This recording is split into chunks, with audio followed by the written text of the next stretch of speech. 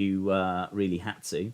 But this is going to be an interesting show. This is the 1-year anniversary of NXT 2.0.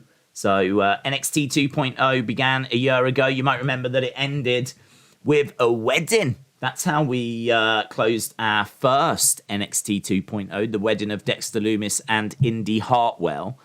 We know that we've got a few things that we're going to be seeing tonight.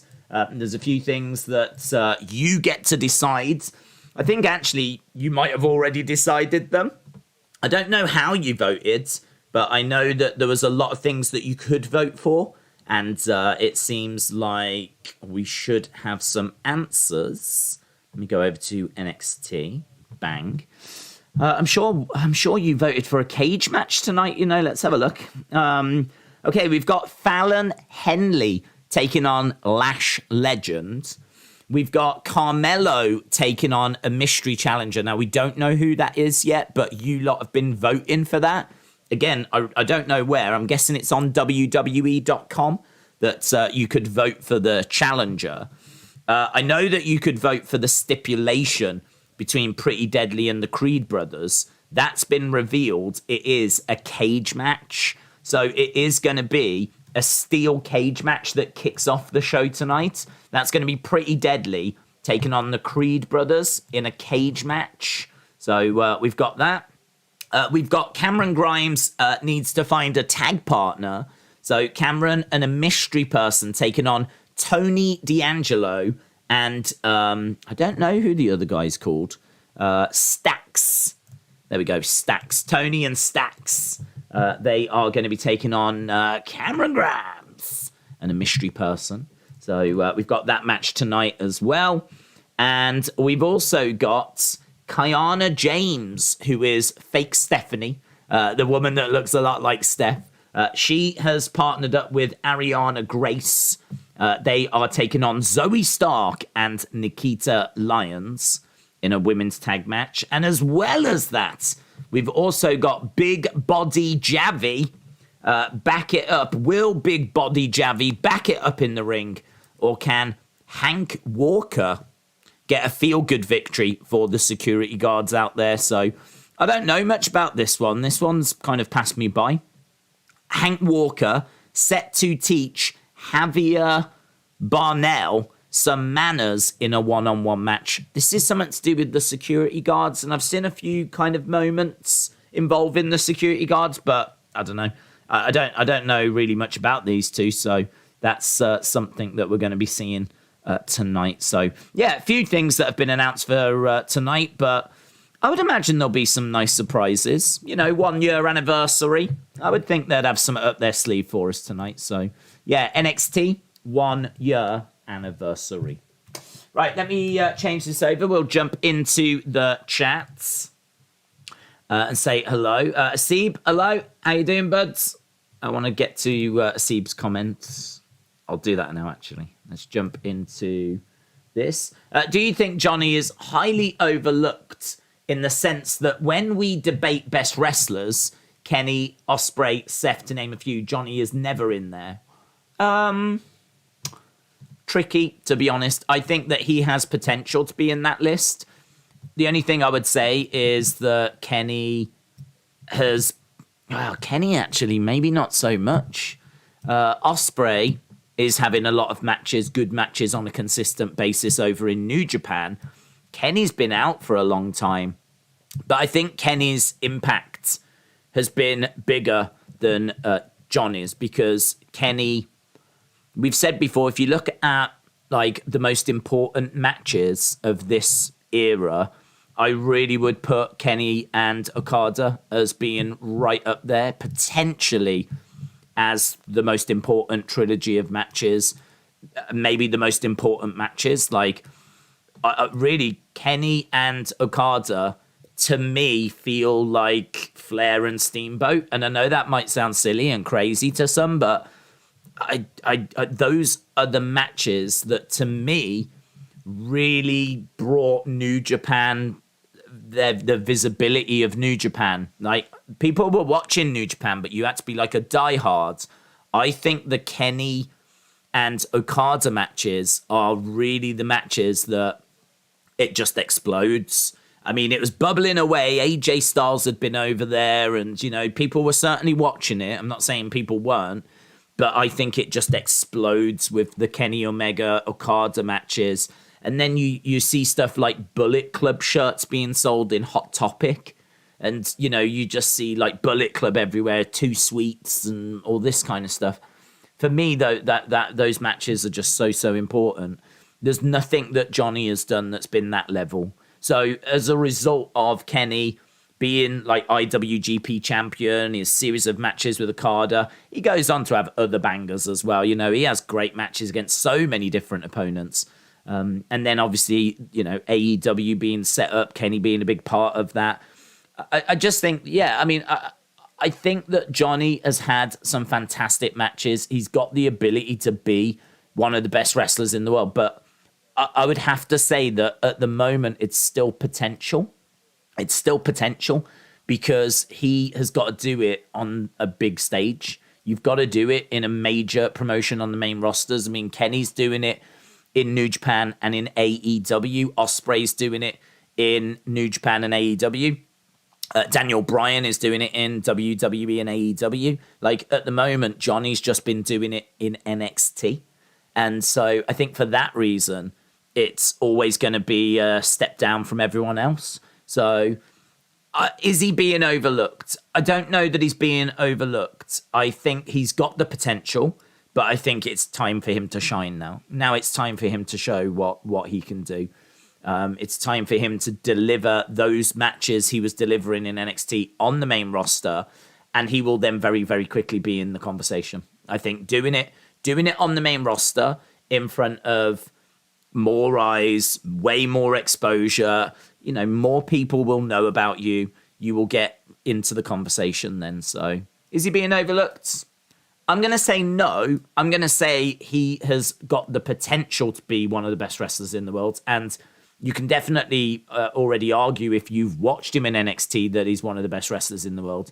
But I think to be on more people's radar, you have to do it on the main roster. And that's, I mean, look at what he delivered last night.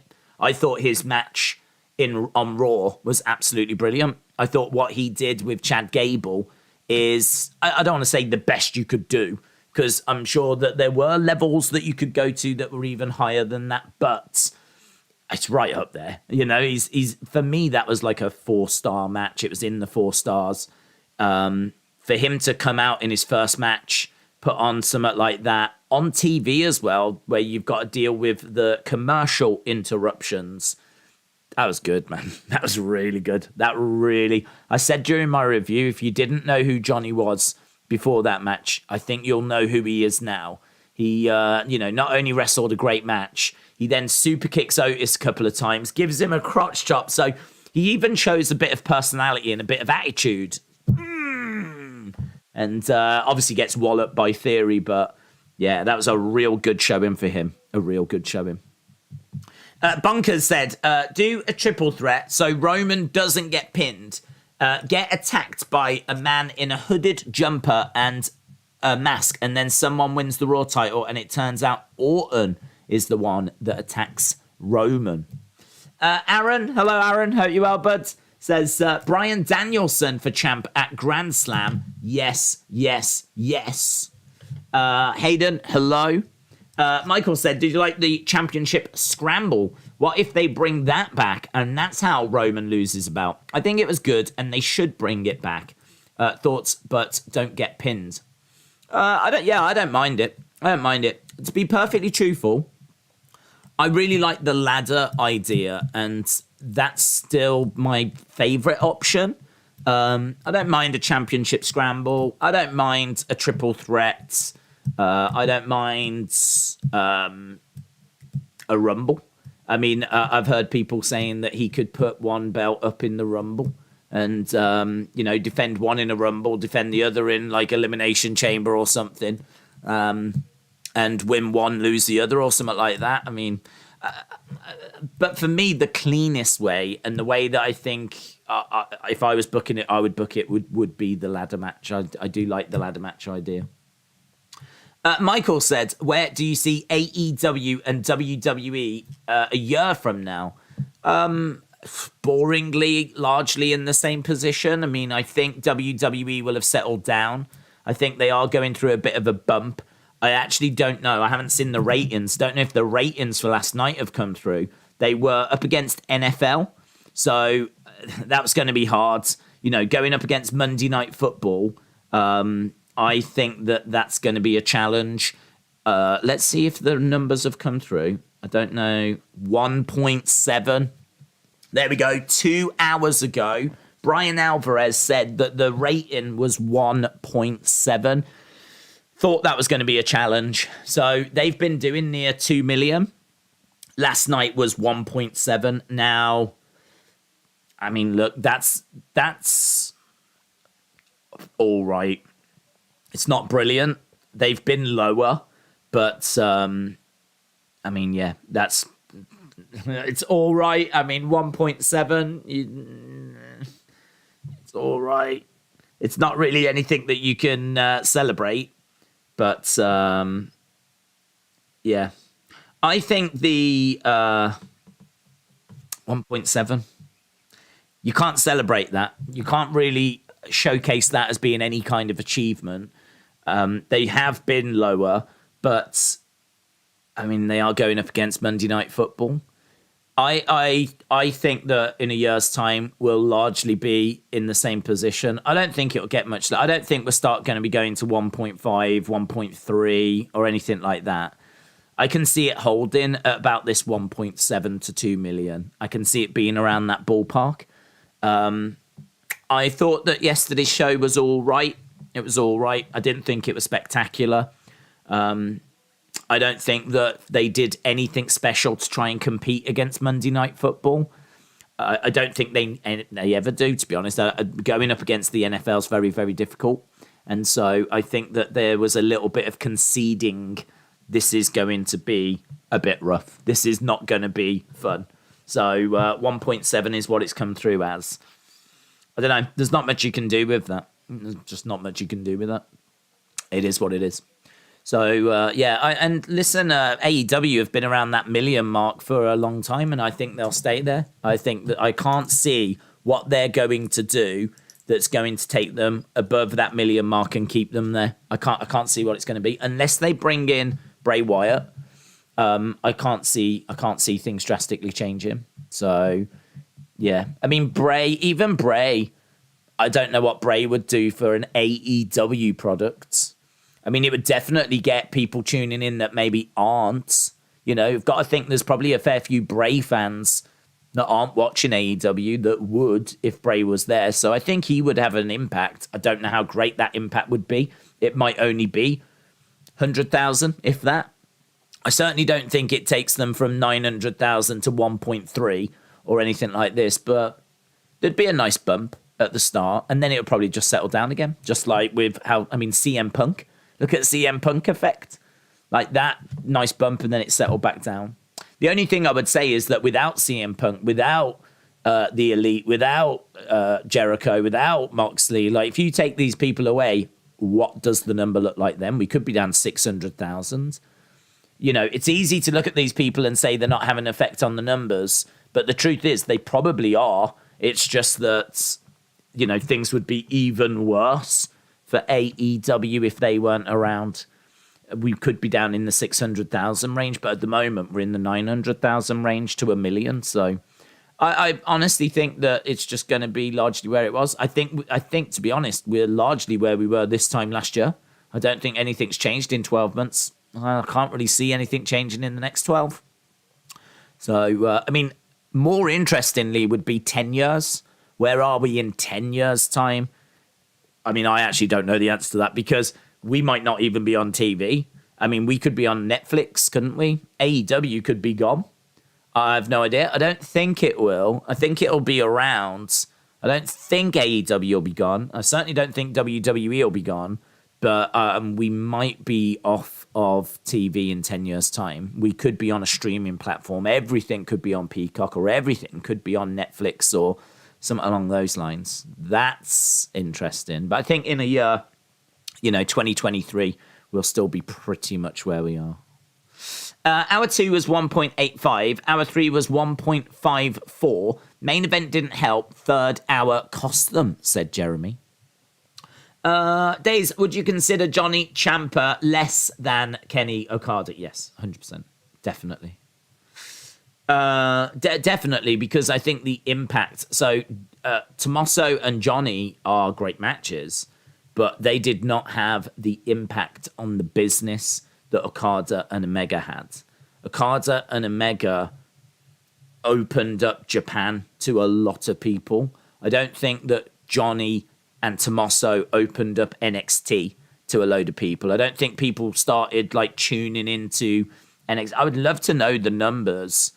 Something that I could go away and like have a look into, I suppose. But how many people? What's the subscriber rate of New Japan World by year kind of a situation? I'd love to know how many people were subscribed to New Japan World every year and just see what that growth looked like. Because I've got to be thinking that if you compare, say, 2010 to 2012 to 2014 to 2016 to 2018, there would be, in my opinion, a steady growth going as it continued to build. With the pinnacle maybe being Omega Okada, although probably not the pinnacle. I would imagine that definitely brought people in. And then, I don't know, perhaps it continued to grow as people stuck with it. So for me, yes, it opened up New Japan to a lot of people, whereas I don't think Johnny and Tommaso did that. I just think they were great matches, and they were great matches. I would love for Sammy to tell Jay, you want to protect Roman, even though you were the first who wanted to take the Universal Championship off of him. That would be good. Did you see the tweets? Rikishi sent a tweet out saying, I've got 3 sons in WWE now, because of course Solo Sikoa is his son. Usos are his sons. Sammy responded saying, you could say 4, in a way, and kind of included himself. And I do love that. That was great by Sammy. Sammy being in the bloodline is, I'm not going to tell you anything you don't know. One of the most fun things WWE is doing at the moment. And yeah, I don't know how it's going to play out. We always talk about who's the one to beat Roman, and sometimes I forget to say Sammy. But my honest answer would be Sammy. I would love Sammy to be the one. I would love Sammy to be the one. I also thought Big E was the one. Big E felt like the one to me. He still does in a way. I just think that he's a sleeping giant, but obviously his injury is, I don't know when he's back. I don't know if he's back. If when he does come back, I'm not expecting him to have a solo run. I don't think that that would be wise. You'd probably put him in the New Day and keep him protected and just have him do a few moments in the ring. So even when he comes back, I mean, it's going to be a long time. And sadly, if ever, that he gets back to the ring or solo competition. So that one, I think, is done. I don't know that that's going to be the one. But it feels like Sammy right now. Sammy, I'd love for Sammy to be the one. What a story. What a story if Sammy just was the one to end that reign. For me, that's perfect. That's perfect. It's perfect because Sammy, people love Sammy right now because he's so entertaining. If he gets abused and like we see scenes of him real like down and dejected and he just wants to be accepted, I think everyone can relate to that. I think everyone can relate to times where they wanted to be like part of something or accepted in a way. And like, I think like you can kind of project your own feelings onto it. And so to see him being mistreated, to see him just wanting to be part of the gang and they just, keep abusing him and whatever. And like, he gets beaten down and all of this. And finally he stands up for himself. I mean, it's so Daniel Bryan. It's Daniel Bryan in the Wyatts. Do you know what I mean? Daniel Bryan being constantly like abused by the Wyatt family, and then finally he turns on Bray and gets that amazing moment where he's on top of the cage and he's yesing away and the crowd are going ballistic, joining in with him, and it's just, that gave him a nice little push towards WrestleMania 30. A lot of people forget that whole Daniel Bryan being in the Wyatt family, that kind of took up the end of 2013, going into early 2014. And it's, the WrestleMania of 2014 where Daniel Bryan wins the titles. So that gave him a nice little push towards WrestleMania. So, this kind of story massively can help Sammy if you tell it right. My only concern is that they will use this story to maybe project him to or propel him to the tag titles, and they won't be brave enough to go big and get him to the main title, I mean, Sammy is someone that can dig deep. It's difficult because we've seen Brock not be able to do it. We've seen so many people, Drew in Britain, not being able to do it. So how is Sammy going to be able to do it? How is Sami Zayn going to be able to do something that Brock Lesnar can't? It's going to be it'd be hard to tell. I am not saying it would be an easy match to book, but I'm saying that for me he would be, if you told the story right, the right person. So I love the idea of Seth getting the WWE title, and I love the idea of Cody beating Seth, and then I love the idea of Sammy eventually getting that Universal Championship. That'd be brilliant. I think I'd probably do it at SummerSlam, because I want Roman to get to 1,000 days, and I think that means he's got to get to May. I think it's May. And then the next big show after that, I think probably is SummerSlam.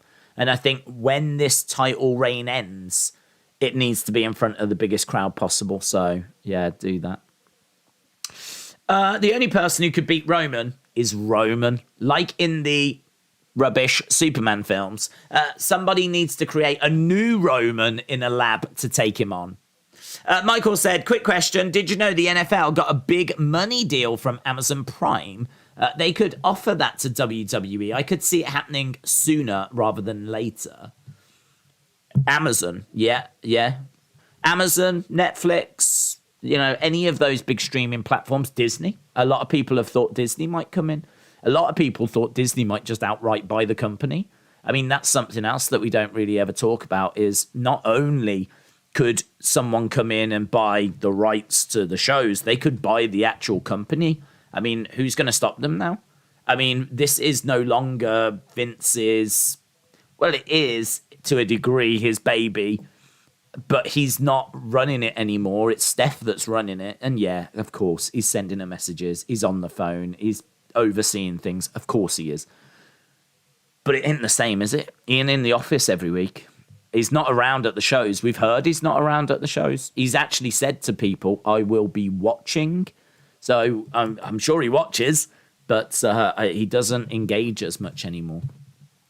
Or certainly not with the talent, not with executives and whatever. So, all of a sudden now, if someone comes along and goes, I'll give you $5 billion for it, I can see him accepting it. I can see him taking it.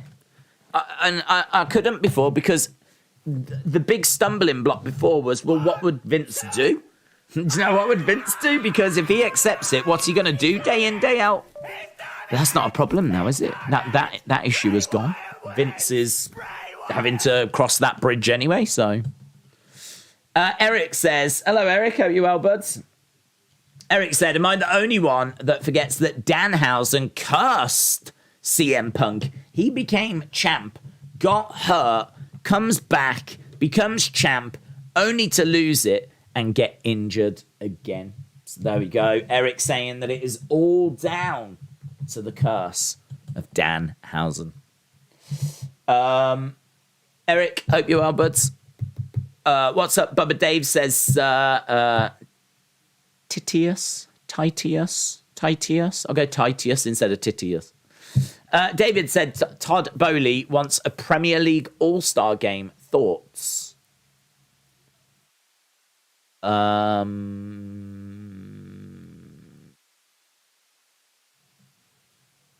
Why? That's my thoughts. Why? I mean, my first thought is, what if someone gets injured in a pointless game? A game that doesn't mean anything.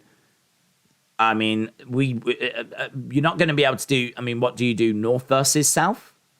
I mean, we can't really do East versus West. I mean, I suppose you could, but I have not got a clue how that would work. Do you do London against everyone else? Like, I don't know. Probably North versus South is probably what you would do. But why? I don't think we necessarily... England is not that big, is it? It's the same size as, like, a state. In fact, it's smaller than states. There are states in them. Texas is way bigger than England. Way bigger. So... like, I don't know, like it makes sense in America to do an all-star game and have East versus West. I don't think it makes sense in football. I don't think it makes sense. And then, like, injuries are very real and very real prospects. And then what, you're going to lose a star player because of a pointless game. I don't know. That to me seems like it's money grab. That seems to me like we're doing it not for really anything other than just the money. I mean, part of me thinks it would be a fun spectacle to see, De Bruyne playing the ball into Salah knocking the ball into Haaland and, like, just doing something like that, Trent whipping the ball in, whatever. And, you could do some fun stuff. I can definitely see that people would enjoy it. But, man, the fixture list is so packed as it is. All you hear is managers moaning about the number of games and, like, players complaining about how many games they've got. And if anything, we're trying to reduce fixtures. So add in another fixture that doesn't really represent anything, just doesn't seem like the right way forward. If they can fix that, if there's a way of fixing that, and reducing the fixtures and putting this game on, then sure.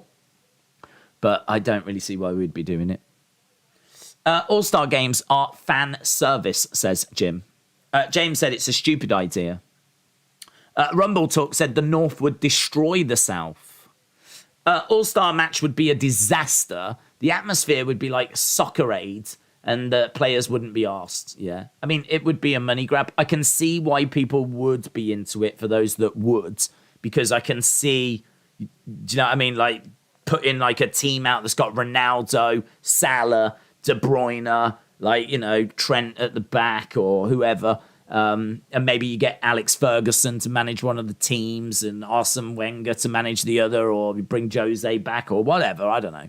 But I can definitely see football fans, certain football fans enjoying it, kids enjoying it, casual fans enjoying it.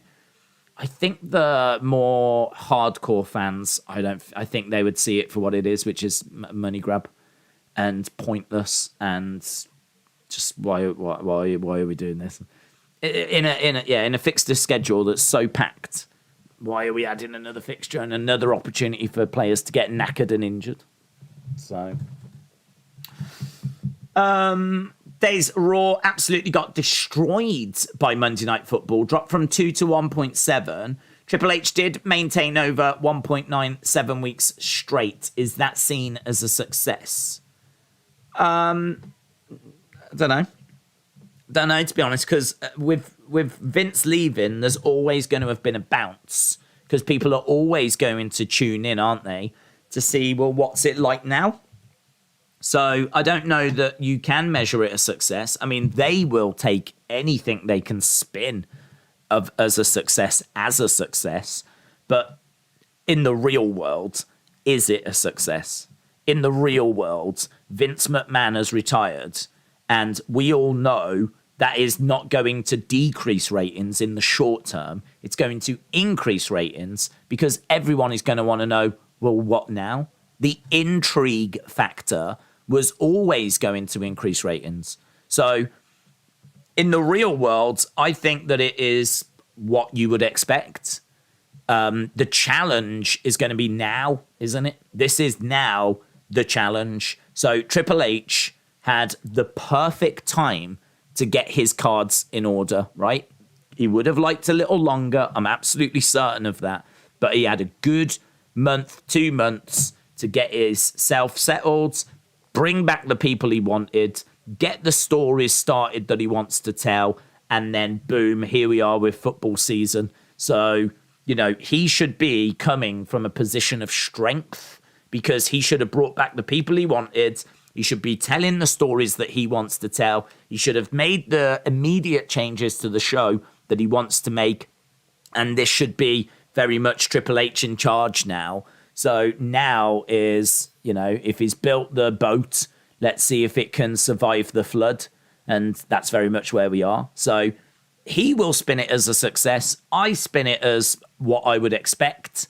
And really, it's down to what he does now against football and, where we go going forwards. So we'll see. I tweeted you some news about a Dynamite match, says James. Let's have a look. Let's have a look about a Dynamite match. Dynamite. Dynamite. After an apparent attack on Shida isn't cleared to compete. So the AEW interim Women's World Champion Toni Storm will team with Athena. So what's this? Just a pointless tag match? Is it Toni Storm and Athena against Serena Deeb and Britt Baker? It's just pointless, isn't it? Unless she's putting the belt on the line. Who cares? That's just a time. I just look at that as time filler. A tag match just to kill a bit of time.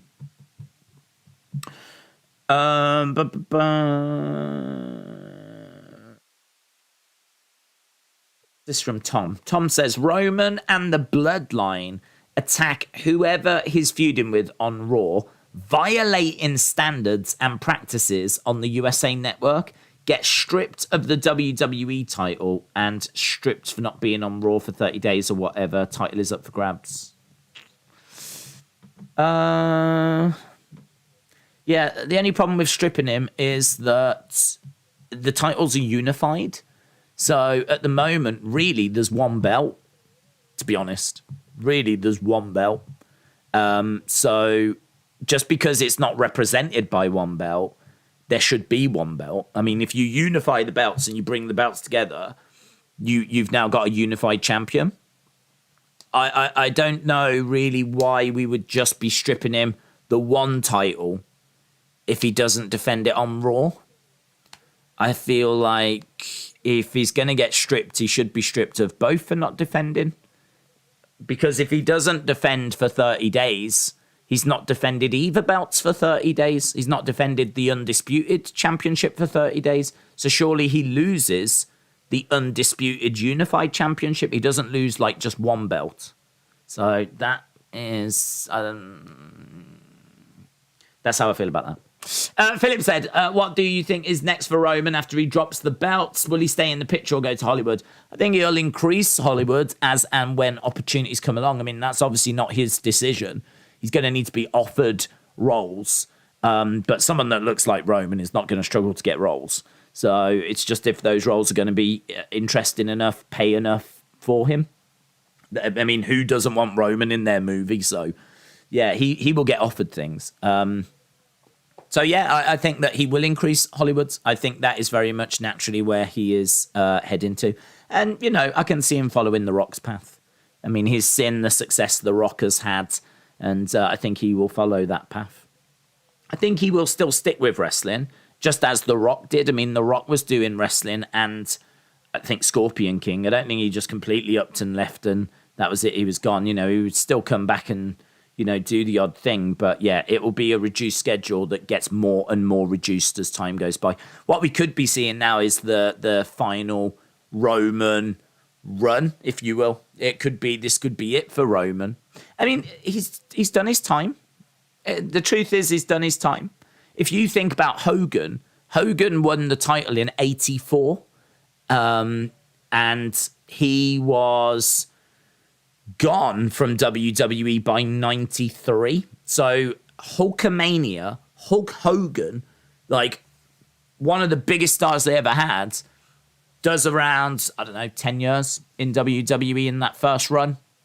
I can't remember exactly when he comes back from the AWA, but it's roughly about 10 years as a ballpark. Well, Roman made his debut at Survivor Series 2012. We're sat here in 2022. 10 years. He's done his time. Now, granted, Hogan went to WCW and did NWO, but Roman doesn't need to do that. And, you know, if the opportunity is there to go to Hollywood, then I think he'll take that and just start reducing down his schedule. So, yeah, I think Hollywood will definitely play a part. Michael said, CM Punk, Kenny, and Bucks were removed from a promotional poster for Full Gear. Don't know if there's more to it, but that is the latest developments. Interesting. That's interesting. I've already watched Roman in a film called The Wrong Missy. Never heard of it. Jerry Lawler was a unified WCCW and AWA champion, and the AWA stripped him of the AWA championship for not appearing on the AWA shows.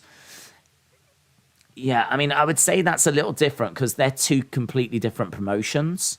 So that feels a bit different to it all being under the one umbrella, which is WWE, and this being like a unified WWE championship. As I was talking earlier, I was thinking about boxing because boxing have different organizations and they have different mandatory challenges. So you can be unified in boxing, and if you don't defend against your mandatory challenger for that certain belt, you can then be stripped of that certain belt. So there are ways of doing it. I just feel like there's cleaner ways of doing it. I feel like that's a messier way of doing it when there's other suggestions out there that are a lot cleaner. Trini said, Roman did Paul's Impulsive podcast, and from the clips, I want to see it. Oh, that's interesting. Roman doesn't have the same presence as The Rock, says Jim. The Rock succeeding in Hollywood was pure luck, since many wrestlers tried and it didn't go very well. Any updates on Cushing Gate? No, she blanked me, mate. She absolutely blanked me. She is clearly, and I am sorry to say this, I really am. She clearly does not care about soft furnishings. There's nothing else I can tell you. I don't know what else to tell you. I sent her a link to cushions that were on sale, not even full price, on sale. Did I get a thank? I didn't even get a thank you. I didn't even get a, I'll look into it. Didn't get nothing. I got nothing. It's as if she was disappointed that I was looking more at the soft furnishings than what she was displaying, right? Well, I'm sorry. Yeah, if I've got my priorities in order, yeah, and to me, the soft furnishings in the background are way more important because I'm a boomer, right? I'm a boomer. I'm not afraid to admit this. I'm a boomer. And I think about comfort. That's what I think about first. I'm thinking I might find myself in a situation where I get invited round. I think we're all thinking that. I might find myself in a situation where I go around. Do I want to sit on that? Or do I want more cushions? And I want more cushions. That's what I want. So if I get invited round now, it's going to be really awkward. So, no, I'm afraid to say she has shunned this community, to be honest. If she shuns me, she shuns you. That's how it works. Yeah? If something bad happens to me, it happens to you as well, because you'll have to hear about it. So, yeah, we were shunned by Mandy Rose. That is breaking news. This is getting clipped, isn't it, says Jamie. Probably not, to be honest. Probably not. Certainly not by Mandy, because she hates us. That's what we've learned. Daze, this is the best time to buy summer garden cushions. You're absolutely right. They're on sale. We're just coming out of summer. You're absolutely right. If you're going to buy soft furnishings for your garden, now is the time. Great savings to be had. It's kind of like buying all your Christmas stuff in January. And that's how you should live your life. You buy your Christmas stuff in January. You buy your Halloween stuff in November. You buy like all of your summer stuff in the winter. You buy all your winter stuff in the summer. That's how you adult. Yeah. So if you're looking for adult lessons, how to be an adult, that's start there. That's what I would say. Big Time Baxter said, Daze, Bout Fan Dan that cover wrestling titles tweeted, WWE has one set of brand new WWE tag titles for the Usos. Not unveiled, the design is a black strap with side plates with a big WWE logo on the front. I heard that it was the same design, but with a big logo on the front. Bout Fan Dan Belzer. New tag titles are described as being the existing design. So there we go. So the new tag belts are exactly the same as the current ones. Dual plated, black strap, and they've got a stacked large WWE logo in the center. So I don't really understand, because the current logo or the current design has got like two, I'm right in thinking, aren't I? Two Trojan heads facing each other. Those are the tag belts, aren't they? Silver faceplate with two like Trojan heads facing each other. So how are we keeping that and then just slapping a massive WWE on the center? I don't know about that. Do you remember we spoke a lot about belts, didn't we? And we spoke about how in this day and age, so many people share pictures with their cameras and everything, and they don't say what it is. So the belts have to do quite a bit of work. So I do expect belts, all future belts, to have big or some degree of fairly decent sized WWE logo to feature somewhere on it, be it big, be it, center, relatively, decent size.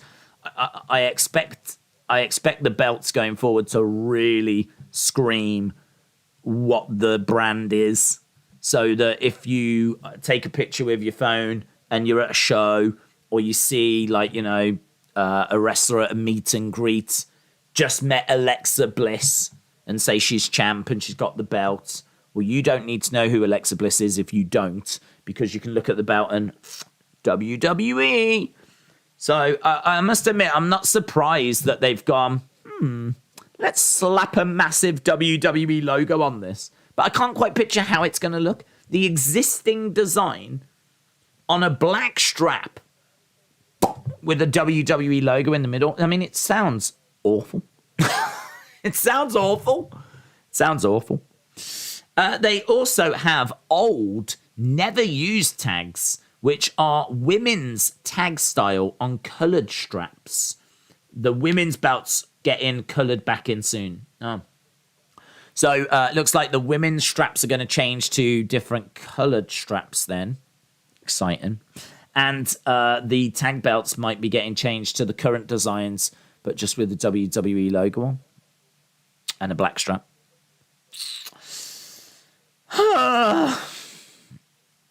Great.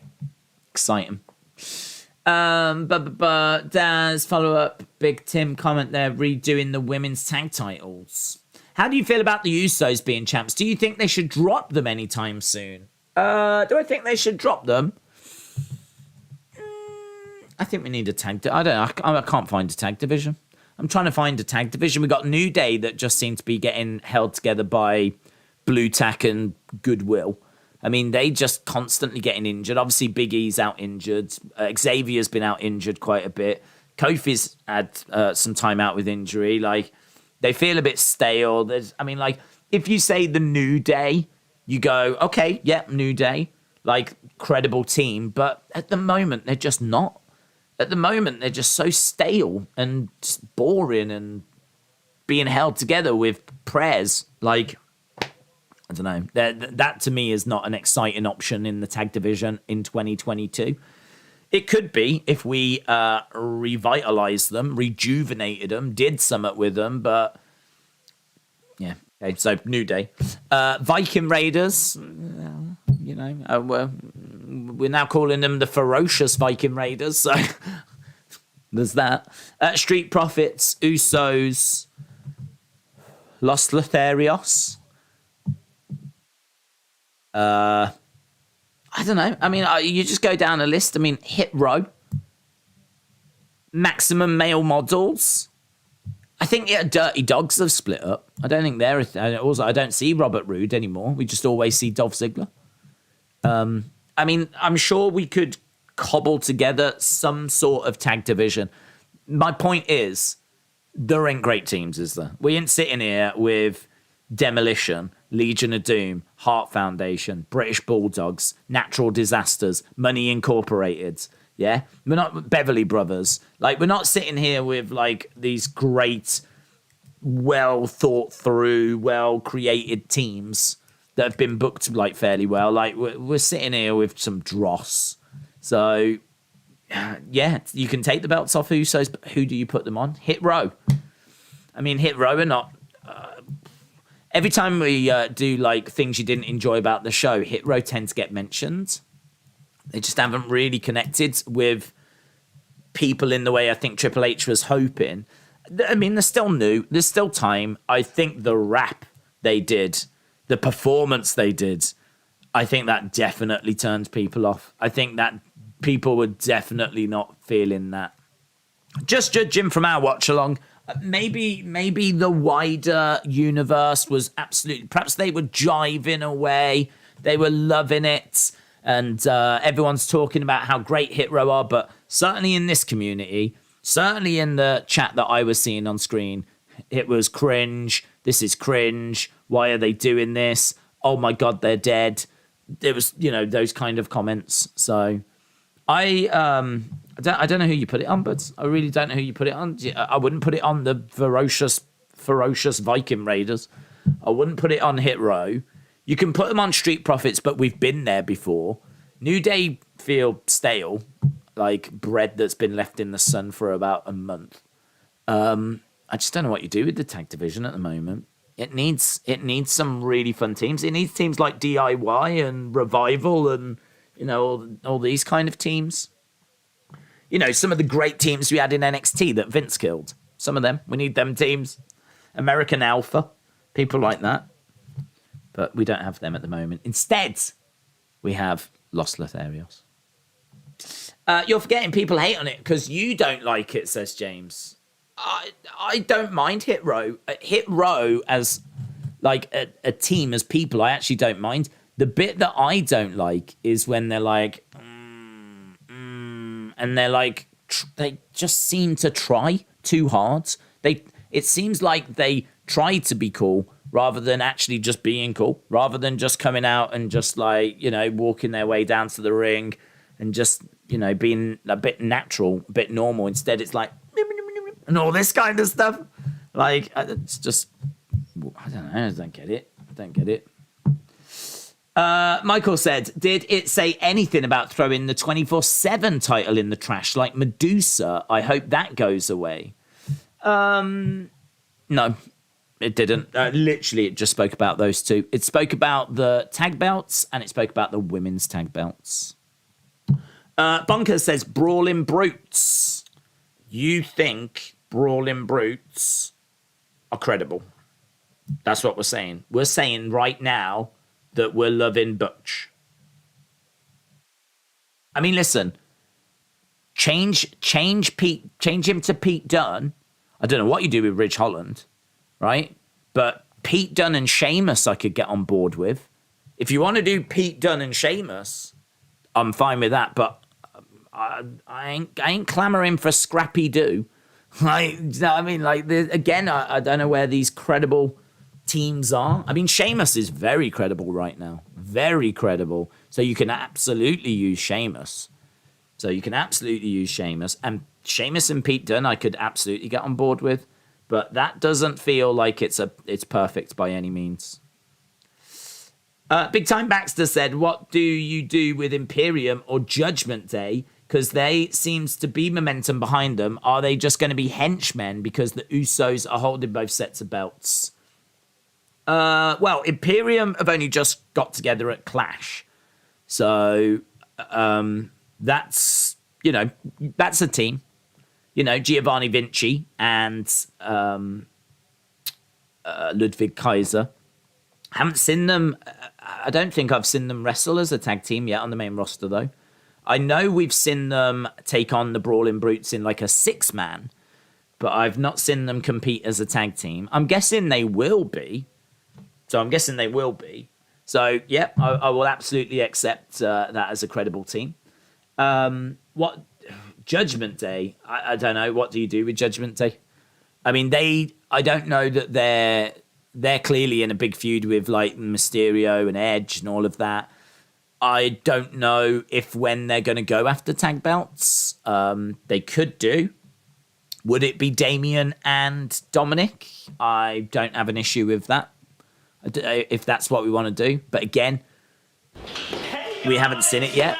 We haven't seen them go after those belts yet. So we'll have to see if that's the direction that they're going, or if they're going to go after the factions.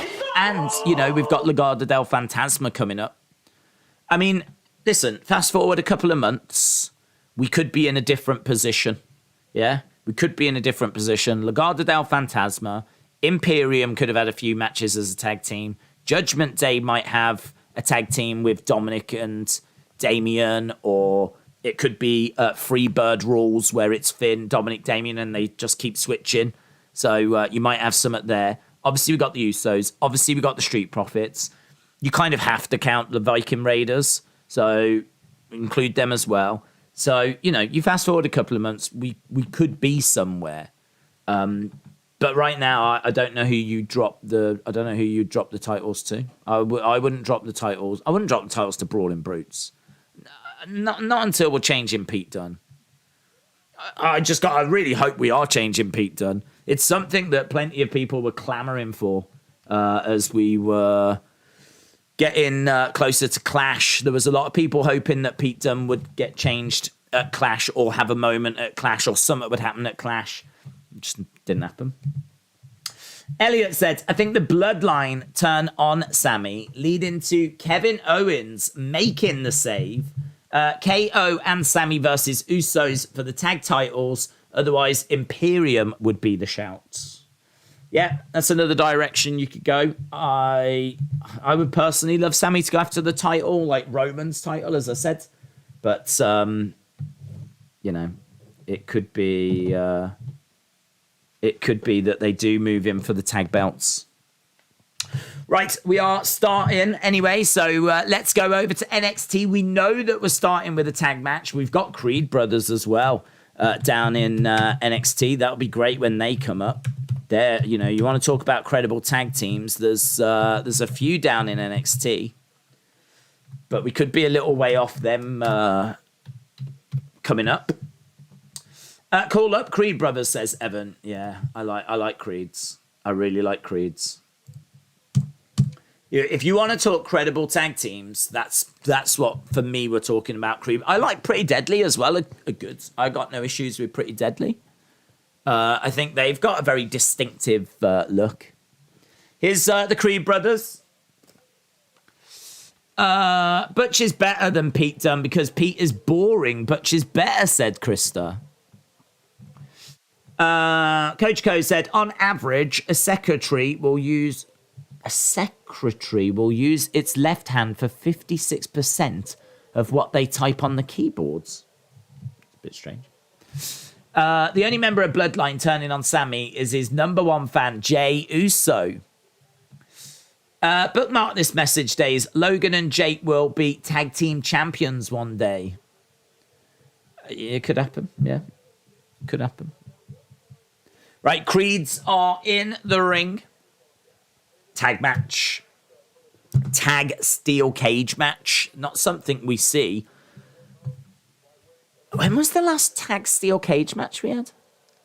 That's an interesting question. When was the last tag team steel cage match? I mean, I remember tag team Hell in a Cells. But tag team steel cage... That's going to have to be a Google job. Tag team steel cage.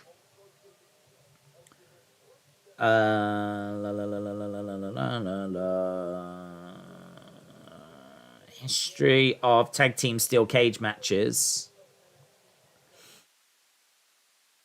Steel cage set to be crowded. Hardy Boys against Cesaro and Sheamus.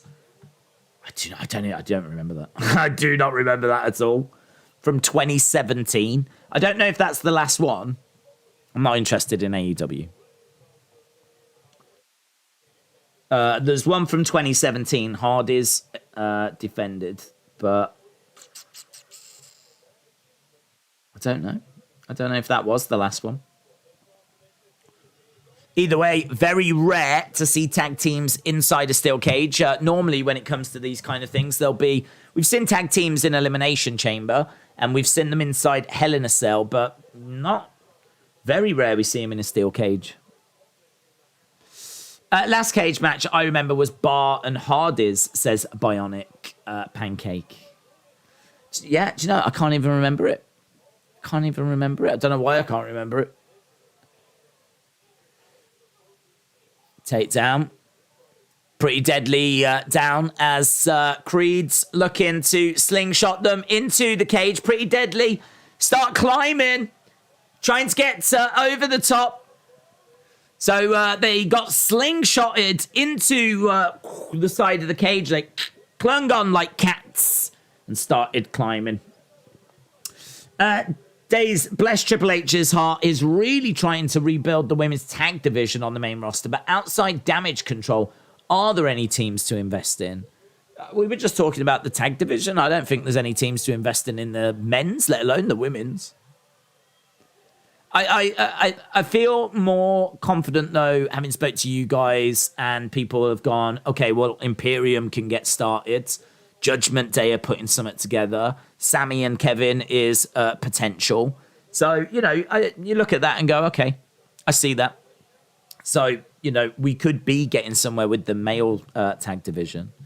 And I don't know what we do with Aaliyah and Raquel. I don't know if they stay together or if they're going to be splitting up now. Got to think that Raquel's long-term future is going to be solo. So into the cage, Creed's stop themselves, almost getting hurled into that cage. They reverse it. It's pretty deadly that go into the cage. So if you are just joining us, we are underway with this steel cage match. Daze, have you seen UFC schedule? Will be the last UFC event until October.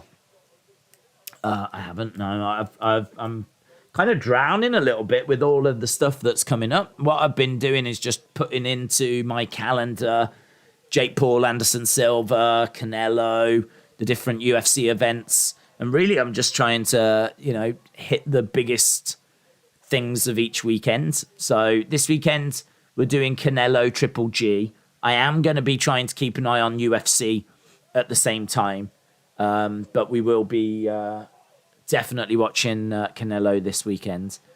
I can't remember what's the weekend after. It might be Joe Joyce or something, but I don't know. We'll get to it as we get to it. There's some big stuff coming up. And obviously, it looks like Joshua against Fury could be in December. Over the top is one of the members of Pretty Deadly, but he's being dragged back in. Creed's Brutus. Oh, God, that's great. That's great. Hurls him against the cage. He proper slides down, and he's like slumped. He's caught between the cage and the ropes. That's cool. Power bombs him into the cage. That was sick.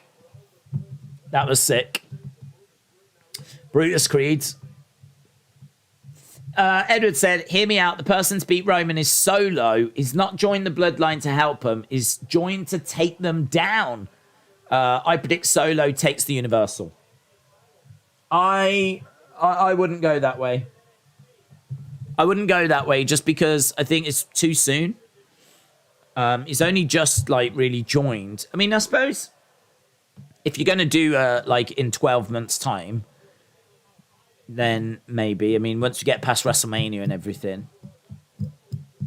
Yeah, I mean, if you're going to get him to 1,000 days and do it in 12 months, then maybe. The only problem is I just don't think I don't know that he looks like a killer. I mean, he didn't look brilliant in his first match against Drew. I don't know. I don't know. I don't know if they're looking to use him at the top of the cards like they were Roman. And to be honest, I would probably have to say the same for Sammy as well. We are at commercial break. I agree with people that think Sammy could be going to the tag division with Kevin Owens. We just had Creeds and Pretty Deadly on the top rope, smashing each other into the cage. They both go down. And again, it's quite wobbly, this cage, you know. They both moonsault off the top. Hamzat would be great in AEW. Everyone in AEW would be scared to botch with Hamzat. Bayley's heel turn should have happened back in 2019, says Elizabeth. T85 said solo. I do believe will eventually be a solo act. No pun intended. Usos Goldust Stardust from 2014 is the last one I can find. We found one from 2017, Hardy's and the Bar. But that's interesting that there was one in 2014 as well. So appreciate it. Crazy stat. Baron Corbin has lost his last 17 pay-per-view matches, says Top Tier. Edward says, yeah, I don't mean right away. Do you think Rollins will win the US Championship? No. Silas Coe will turn on the Bloodline, form a tag team with Matt Riddle, and become so high, Sokoa. How is the chat? Hope everyone is well, said Just Nick. How about Ronda Shayna in a fight pit, says Michael. I could go with that. I don't know where you set it up, though. Just because, I mean, it's its own thing, isn't it? It's not something that you can... It's not like you can put stuff onto a ring to turn a ring into a fight pit. It was its own thing. I mean, maybe you could tweak it so that you could add it to a ring, but it was its own kind of fight pit. So I don't know if you set it over by the entrance stage, or I mean, they don't tend to do the 2-ring thing on the main roster. I can't imagine the fight pit next to a wrestling ring. So I don't know how you quite do it. I don't know where you put it. I'm sure there's a way of doing it. I'm sure they could find a way. But that would... Logistics, that's all I'm thinking. I'm thinking logistics. Where do you put it? How do you do it? Boring stuff. What show do you think Bron Breakker will end up on? Whatever brand needs him. It really depends. I don't think they know really until they sit down with the roster and go, right, let's... Fox, I mean, we don't know who Fox want. Fox will say we want like Roman, Ronda, and someone. USA will be like, okay, we want So you have to factor that in. Then like you go, okay, who are we left with? And you go And then when you look at it, that's when you go, okay, we need Breakker there. So until all that work's done, you don't really know. Shayna versus Ronda, SmackDown Underground. Yes, bring back Raw Underground on SmackDown. Yes. When do you think Randy Orton will return? Do you think RK Bro will be tag champs again? I don't think so. I don't think they'll have them as tag champs. I think that they were together for a time, and I think that time has largely gone now. I think the time has come for Riddle to go off and be his own star. So I don't... They might have a little run just so they can then do the turn. Because I've got to think that it was all built into a turn. But we've been robbed of that turn. They're looking to do a suplex here. Julius, is it? Up top. Literally from the top of the cage. From the top of the cage. Holy shit. Holy shit. Holy shit. Wow. From the top of the cage, a monstrous superplex. That is good cake. Julius Creed I'm having more. broken in half. Shane, how you doing, bud? Really appreciate the support. Shane said, Hardy's and the Bar was the match where Matt escaped the cage and had to go back in for Jeff. The Bar was brutalizing Jeff, and Matt re-entered, and the Bar got the win. Honestly, does not ring a bell. Even with you explaining it, doesn't ring a bell. I'm actually sitting here thinking, did I watch that show? How is it just not ringing a bell?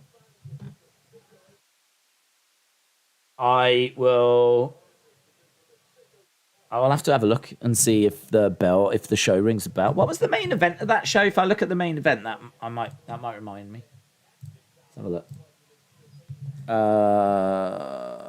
What was it? Fastlane 2017. Is it Fastlane? Julius is over in the corner. Life in the Fastlane. I don't even think it was Fastlane by the looks of it. Flip. Hardy's Bar 2017 cage. It was Extreme Rules. Good match, this. Modified version of a Doomsday device. Pretty Deadly in control, but we're seeing some outside interference. Yeah. I remember this. Pay-per-view. Samoa Joe won the opportunity to go and face Brock at Great Balls of Fire. I remember that match. So, yeah, I remember that. Yeah, I just don't remember the cage match. I even remember the kendo stick on a pole Alexa Bailey match. I must have suffered a degree of amnesia. Kicks here by Julius. What's he doing? Oh, he's been handcuffed to the top of the cage. Handcuffed by Damon Kemp. That's cheeky, that is. So, Julius Creed cannot escape the cage. Brutus is on his own. Brutus is having to try and deal with both of Pretty Deadly. Damon Kemp has handcuffed Julius to the top of the cage.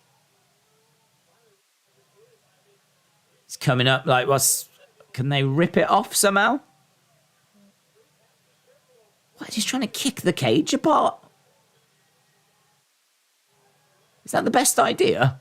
Is that really the best idea? You've got to kick the cage and hope the cage falls down. Pretty Deadly are asking for the door to be opened. Wow, off the top rope. Brutus collides into Pretty Deadly. 1, 2, shoulder up. I tell you what, Brutus is just going to have to go mental in there. That's a nice shot. The one guy, the blonde guy out of Pretty Deadly trying to get out the door, and he gets grabbed, and the moment his leg gets grabbed, he's like, he proper fingertips on the steps as well. I love the psychology here. Like, do you know what I mean? The storytelling's really fun. One of the tag partners is handcuffed. You've got Pretty Deadly trying to escape. He's got an ankle lock applied. Brutus with an ankle lock. Ankle lock applied. Brutus goes into the top rope. He's picked up against the ropes. Pretty Deadly. Boom. Net breaker. And that might do it. 1, 2. Oh, kick out. Kick out. There's nothing that Julius can do. Julius is handcuffed. Kick out by Brutus. This is good. Kick coming in. Stomp coming in. They're kicking away on Brutus. Brutus is outnumbered at the moment. Into the side of the cage goes Brutus. Momentum very much with Pretty Deadly. Julius is just having to watch. Yeah, and there's nothing he can do about it. Man, that's cool. The psychology here is cool. He's having to just watch his brother get decimated, and there's nothing he can do. Back elbow. Why can't Ivy Nile come down with some bolt cutters or something? Why can't she come down and like cut the things, you know? Is Damon Kemp still at ringside? Oh, he's still at ringside. That's why. 1, 2, 3. Pretty deadly win. Pretty deadly win. That's good. I mean, I was just saying, why can't Ivy Nile come down? But Damon Kemp's still out there. Pretty deadly win. Daisy's loving this fight. Yeah, I love the psychology of it. I mean, I really like these two teams anyway. I think these are two really great teams that could have a great match just normally. I think putting them inside a cage is really different. As we've just discussed, we found one from 2017, but we can't find any other examples of tag team cage matches more recently in WWE. So, you know, two great teams locked inside a steel cage.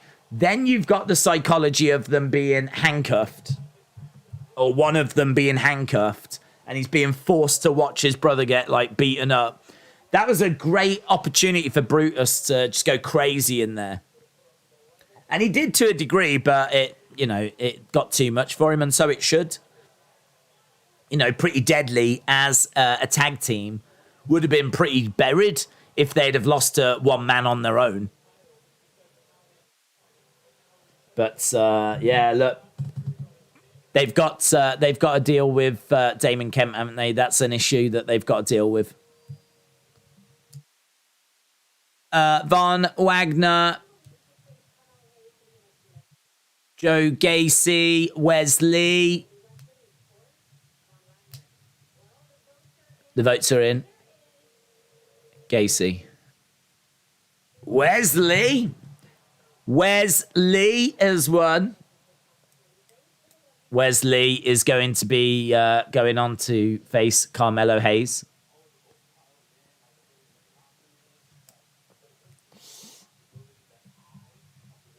The Creeds are the Creeds' actual brothers. I believe so.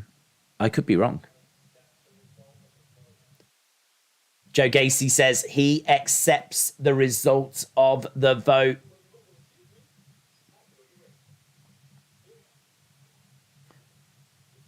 It's okay.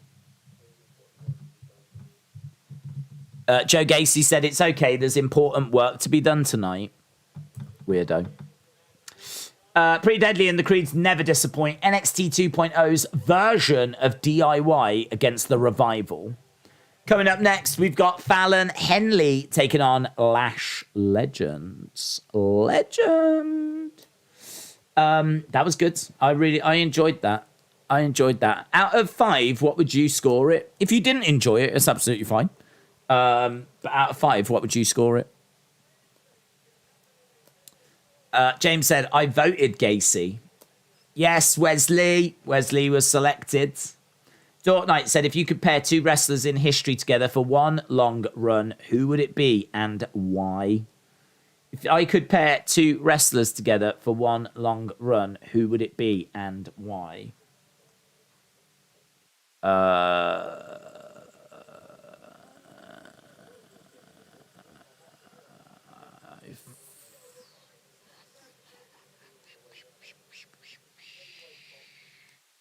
Well, I want matches that are going to really grab me. I want matches that are going to really tell stories, and I think the best in-ring storyteller was Shawn Michaels. I think Shawn Michaels was fantastic at telling stories in the ring and selling and bringing the emotion out of a match.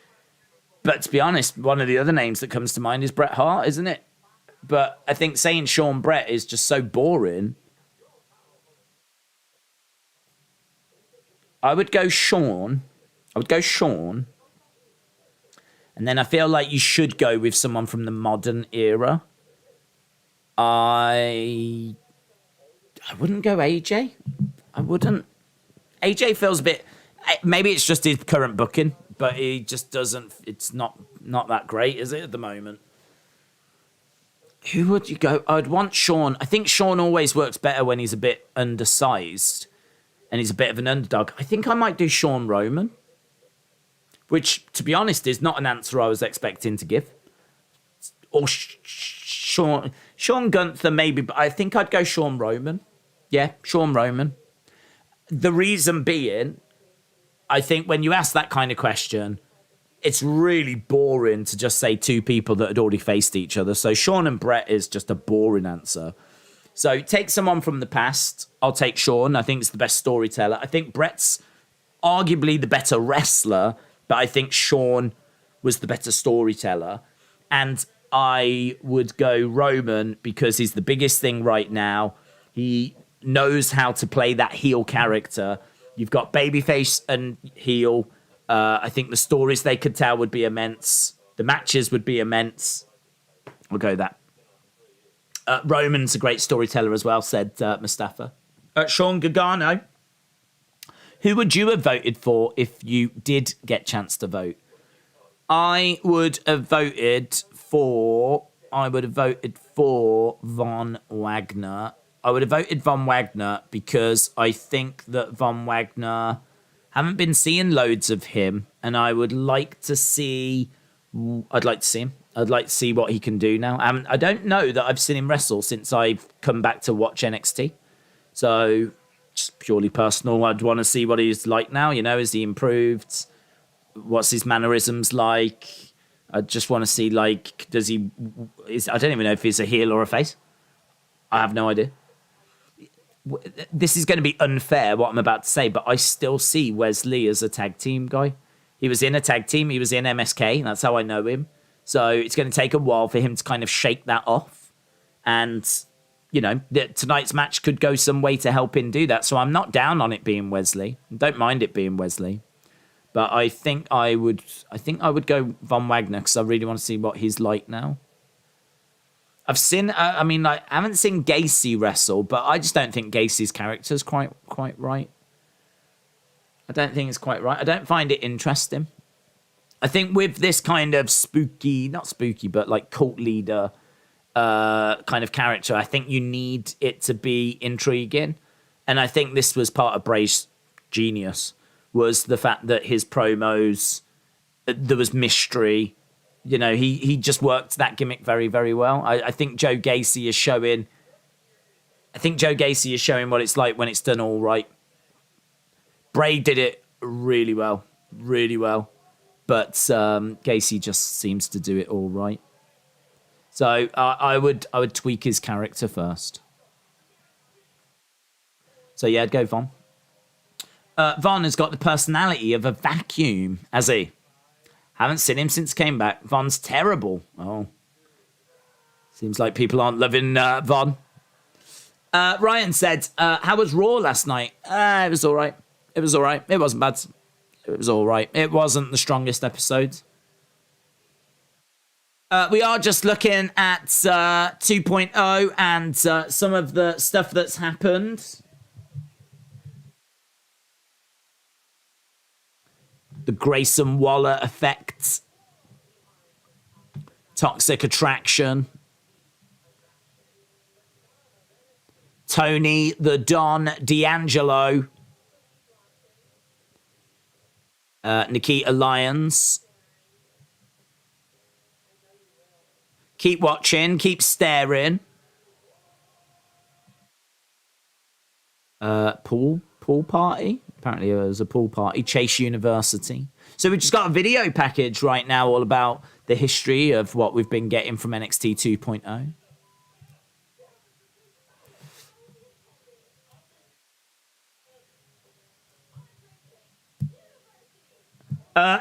Wrestle Andy said, Daze, now it's been a year. Do you think 2.0 should be dropped from the name NXT?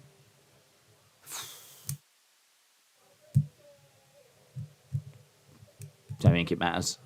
It could be. It could do. I think if you wanted to just call it NXT, you could. If you want to keep it 2.0, you could. I don't think it matters. I'm just watching. There's some bits here that I've never seen.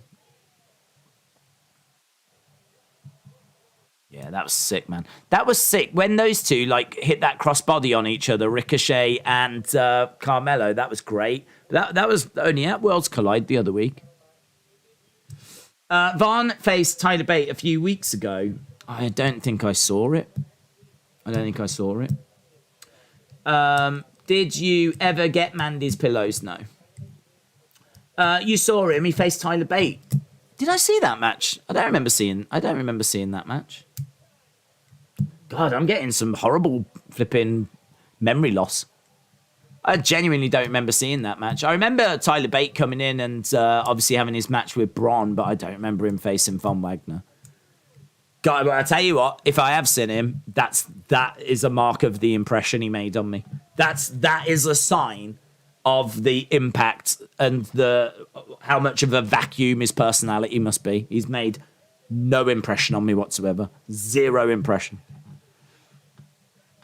He's got such a great size, and I don't know if you remember, but do you remember when he used to be called Cal Bloom, and he was actually on the main roster, and we heard a lot about how they were really high on him, and he was meant to be like the next big thing. Like, he got called up really early, and they were really high on him, and they thought he was really going to go somewhere. That's always stuck with me when it comes to him. It's always stuck with me, and I've always thought, like, well, they were excited about him. They saw something in him. And I was under the impression that he went back to NXT just for some seasoning. But, I mean, certainly from what I'm being told, it sounds like he needs a lot more than seasoning. But there we go, little video package looking at some moments from the history of NXT. And in the ring right now, we've got Lash Legends.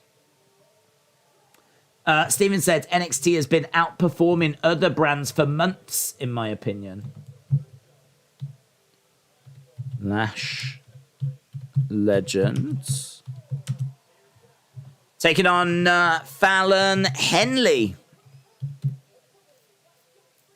Who's that?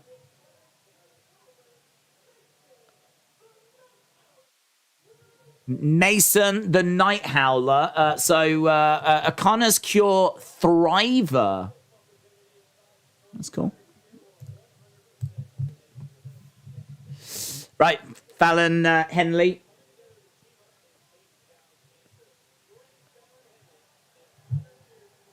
Lash Legend took her jacket off and chucked it on a camera. So, a big NXT fan, apparently, this little dude.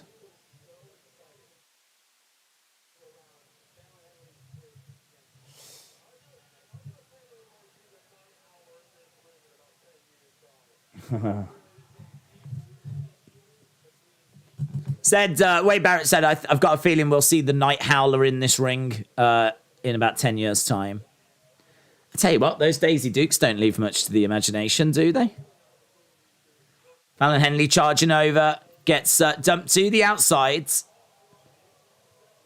Big chop to Lash Legend. Lash Legend with a... Oh, my God. Big boots. She reminds me a little bit, Fallon Henley. Just a little bit of, like, Sarah Logan. I've just got a little Sarah Logan vibe to her.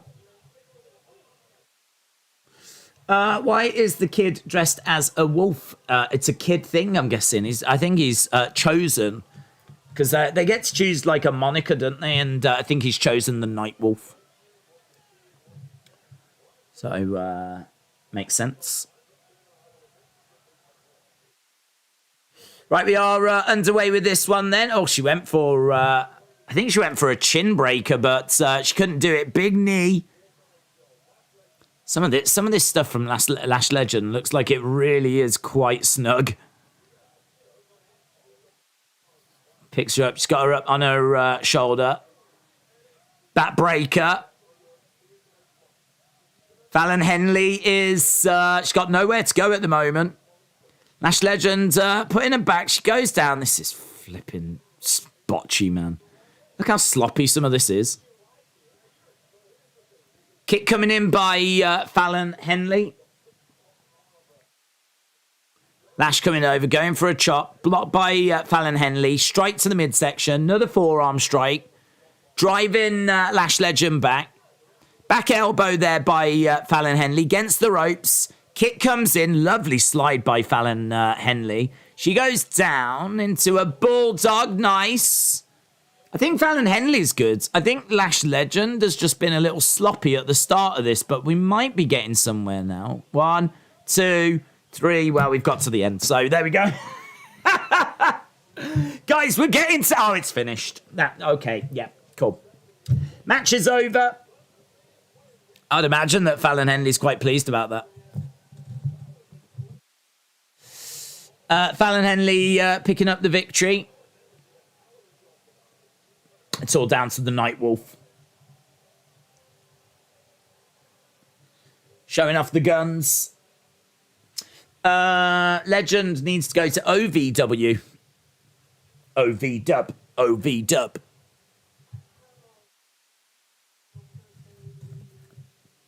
Who's this? Valentina Forez and Yulisa Leon. She's going to be out for a while, apparently.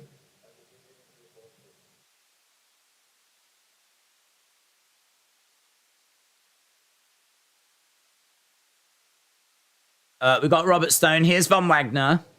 Captain Charisma. Watch your language. There's ladies present.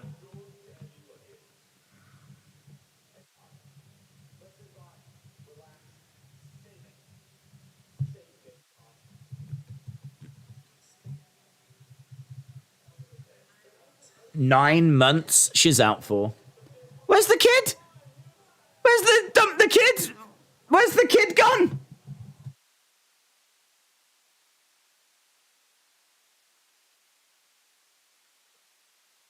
They've just dumped that kid. They were just celebrating with the kid. He's gone.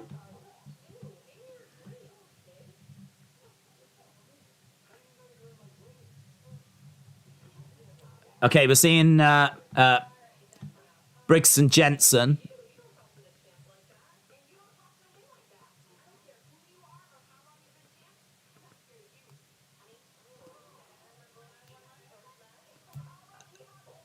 Fallon Henley is kicking off with Mandy Rose.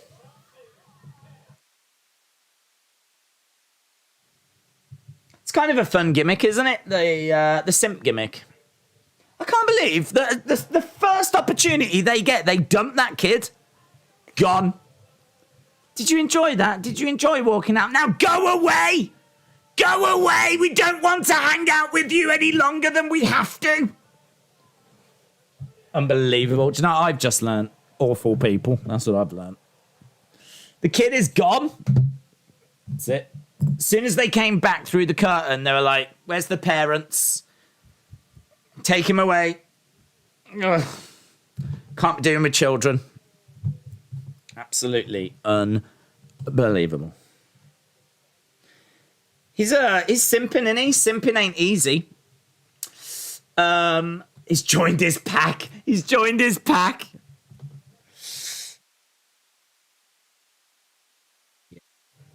Which one is the simp? What's his name? Is that Briggs or Jensen? I don't know. You tell me. Jilly said, why isn't Damage Control booked like Toxic Attraction? It boggles my mind. Moldy said, as soon as they went through the curtain, all right, get lost, kids. We've a segment to shoot. Yeah. Did you enjoy that? That was good, wasn't it, going out? Okay, bye. Bye. Bye, kids. And he's just standing there like tears coming down his face. I thought we were friends. No, well, you thought wrong, didn't you? You thought wrong. Bye. What did the kid do? I don't know. Are you upset them? I don't know. They dumped him. They dumped him quicker than... I can't think of anyone that's broke up recently. I was going to say dumped him quicker than... Ricochet left Casey Catanzaro. I don't know. God, no one's splitting up, are there? I can't think of anyone that's split up in the world. God, that's annoying. That's annoying. There are no friends, only allies, says Larry. Jensen is the simp. Briggs is the simp. Oh my God, guys. Is it Jensen or is it Briggs? Who is the simp, please? Jensen or Briggs? Blaze said the kid is gone because they're talking about Mandy's chest. Listen, that's exactly the moment the kid would want to be there for. Yeah. You need to go away now, kid, because we're going to talk about Mandy's chest. Do I need to go away? Do I? Do I? I feel like these are things that I need to learn. Can I stick around just in the background? I won't say anything. Jensen, both, says Larry. Was that kid Matt or Nick Jackson? Just Nick said, you're the simp. I'm getting the feeling that it's Jensen then, because people are shouting Jensen at me. Dumped due to adult content. This NXT 2.0 crowd don't feel like Full Sail. In your opinion, are they the same black and gold hardcores?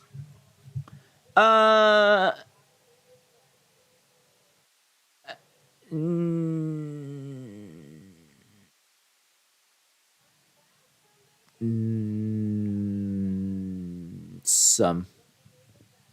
I would say there's probably some that are new or just come in for NXT 2.0, but I bet there are some that carried over. But no, is that whole crowd NXT black and gold? No. For starters, I don't think Izzy is there and her family. And I don't think Kyle, the Everton guy, goes anymore. Or at least I haven't seen him. I don't know what he does now. He used to love NXT. We got Toxic Attraction. Days only simps for cushions. That's true.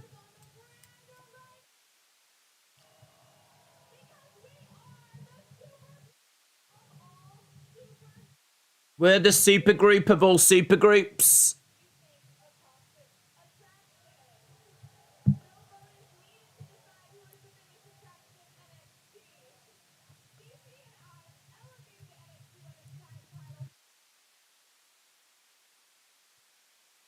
We elevated the women's tag titles to be the most important in the industry.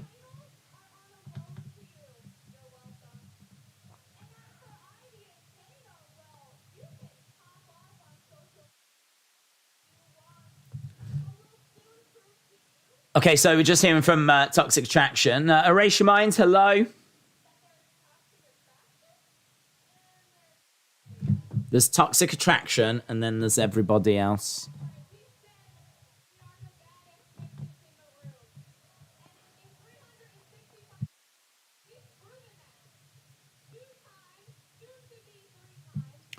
Two-time, soon to be three-time women's tag champs.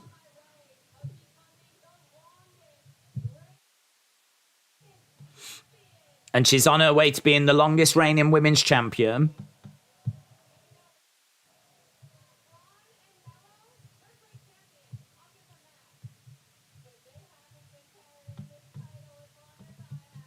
Bron and Mello are great champions, but they've not been carrying this title as long as I have.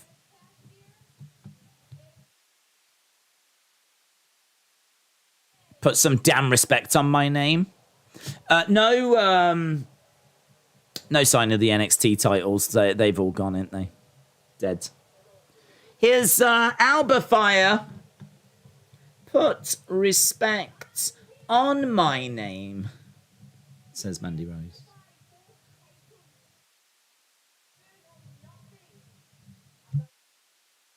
You know nothing about where I come from. Wrong. Scotland. You love Iron Brew. You enjoy eating tatties. Tatties. William. Tatties. I know lots about where she's from.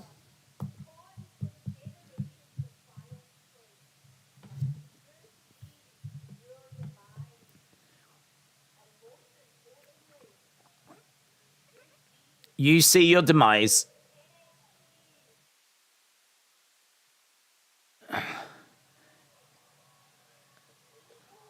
She's using the bat on Gigi and JC. Super kick there by Alba Fire.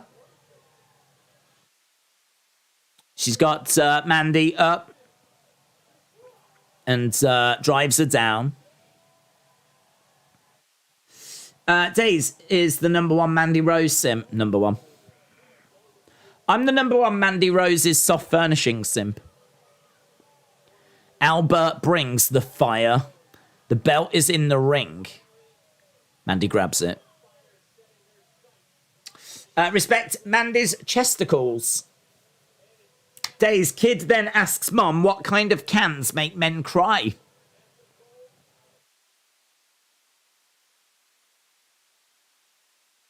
Commercial break. Commercial break. Kaylee Ray, the Forever... Oh, no. Cora Jades. I wanted to make an impact. I wanted to get people to like me. Cora Jade is the next big superstar here.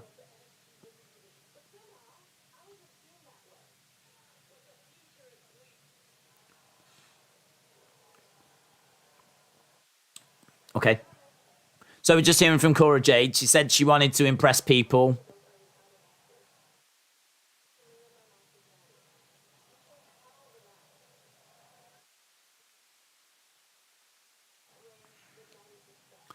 I lost, but I left that ring with Natty's respect.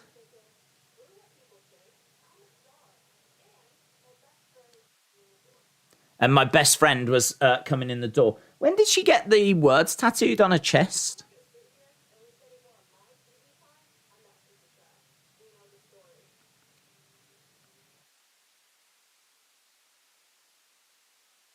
Must have been a more recent thing, because I'm seeing some of this old footage. I don't think she has it then.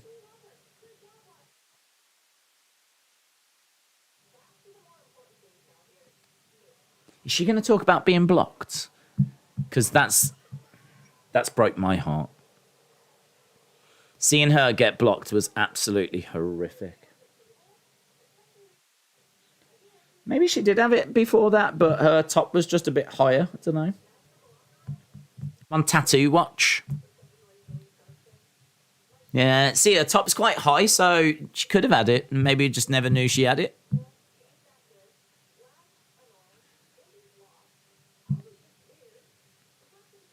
Alba's weird. Indy is lost. Lash is annoying. Wendy Chu.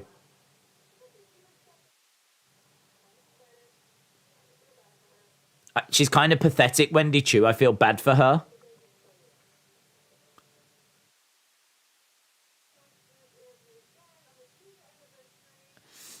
Trading a skateboard for a kendo. Daze is slyly simping. God, let's be crystal clear here. Let's be crystal clear. If I am simping, it is not over Cora Jade.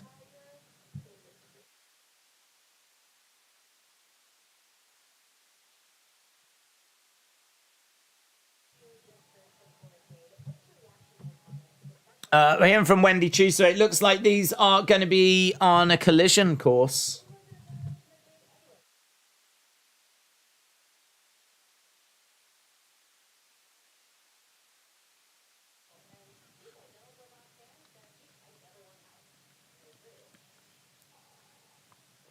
Okay, we're hearing from Wendy Chu.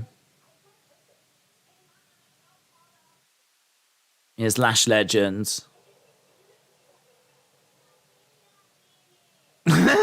Wait a minute!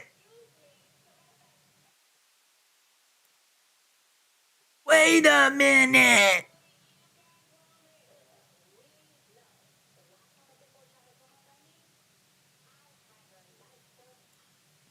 She's fun, isn't she? Oh, God! She's good, man. I like Wendy Chu. She's got personality. Oh!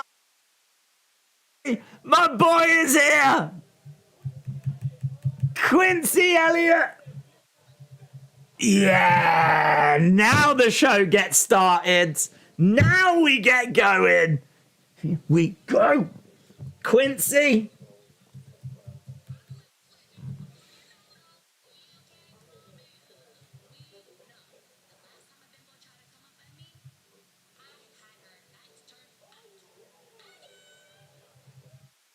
Wendy Chu, man. Quincy debut. Super Diva. Yeah, I'm looking forward to this. The GOAT Quincy. We know you simp over any female with a pulse. Oh, that's true, actually. I did say that. Fair play. Touche. Retribution. Touche. You checkmated me on that one. Big Boy Dally said Quincy is going to use the ring post as a stripper pole. That's what I would do. Yeah. This is going to be sick. Hopefully he brings that kid back out as well when he does it. Imagine the kid's there and he's all excited. And then you've got Quincy like grinding up and down like the ring post. And the kid's like, Mom. Mom. I'm crying. I'm crying, Mom. I'm crying. Super Diva. Yeah, let's do that. Now that's the show I would book. That's the show I would book. Was that guy formerly known as Odyssey? No. Oh, no. Different guy. I hope. It figures Daze would like this guy. I just want fun. I mean, like, I don't like Wendy Chu when she goes a bit too far in the ring. Like, I think once the bell sounds, let's wrestle. Let's wrestle. But I think her promos are a lot of fun. And I think she is fun. But, yeah, so, yeah, let's see what Quincy's all about. Super Diva. Is he going to come out on the mopeds? I believe he did on NXT Level Up. So he better. I want him to come out on the mopeds. I want him to grind on the ring post. I want him to say Super Diva. I want the crowd to say it as well. I want him to not do any wrestling moves. I just want him to like thrust his like weight against his opponent. I want him to do lots. I want him to be like Aaliyah, but just with size. She does a lot of crossbodies and lots of hurling herself at people. That's what I want him to do. I want him to just like, do you know what? I want the opponent in the corner, and I want Quincy to grab the ropes and then just like,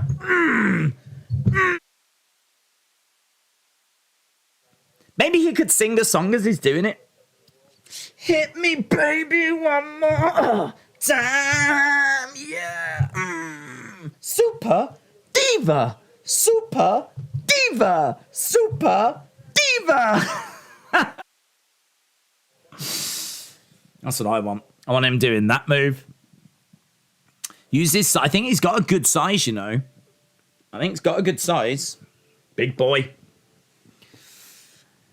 Quincy, come on, Quincy. Please be gone. He's on a chair. Is he on a chair? He's on a chair rotating around. Well, I wasn't expecting that. He's got shades on. He's got a Michael Jackson glove. I wasn't expecting this. I thought he would have a motorcycle. He's got glasses that's got text going across.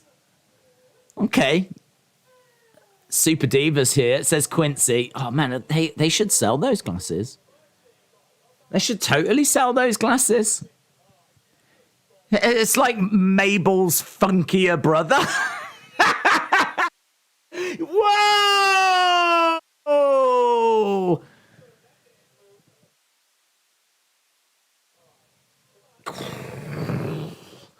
We went down and up. We did do some grinding against the pole. Yeah, funky Mabel in the house. Oh, man, look at this haircut. Look at haircut over here. It's funky Mabel against Brian, the IT guy. Brian, I know you're here to fix the computers, but we've got a guy debuting tonight. Do you fancy going up against him? This is honestly, if Mabel and Goldust had a love child, this is what we would end up with. Sean Gallagher for the win. So he's in the ring. Look, he's trying to back him over.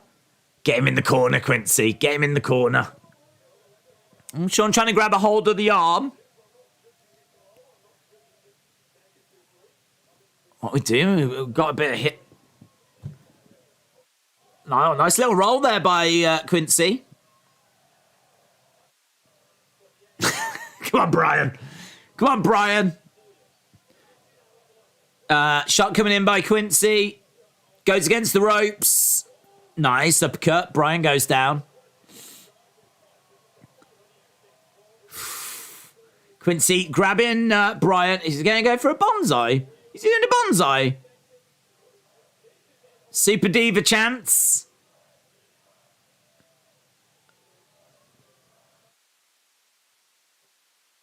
Bonsai?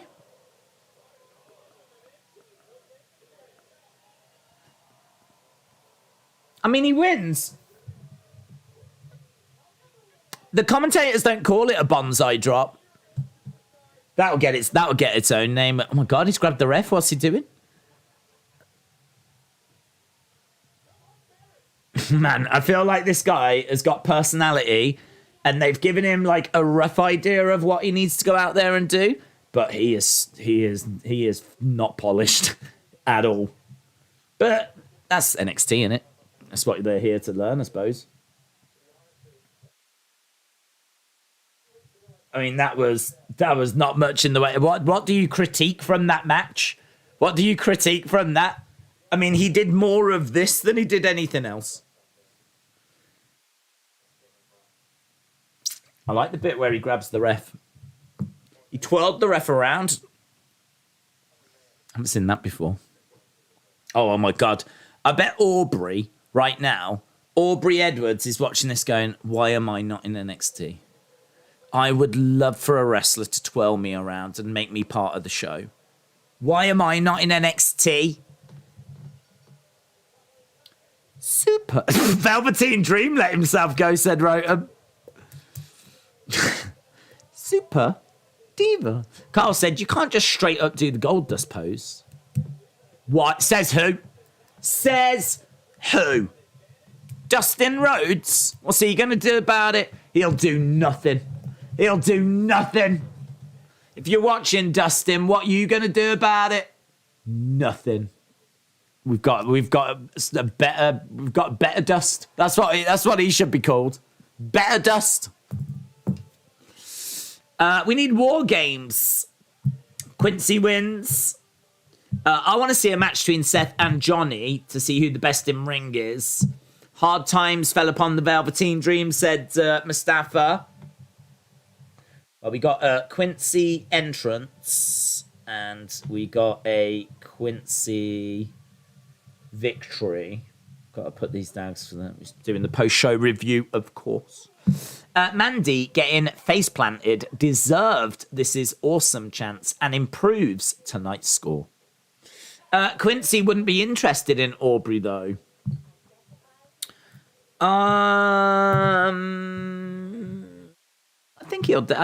Listen, I feel like Quincy is here for a good time. I think he would still twirl her around. I don't think he would show prejudice against her because she's a woman.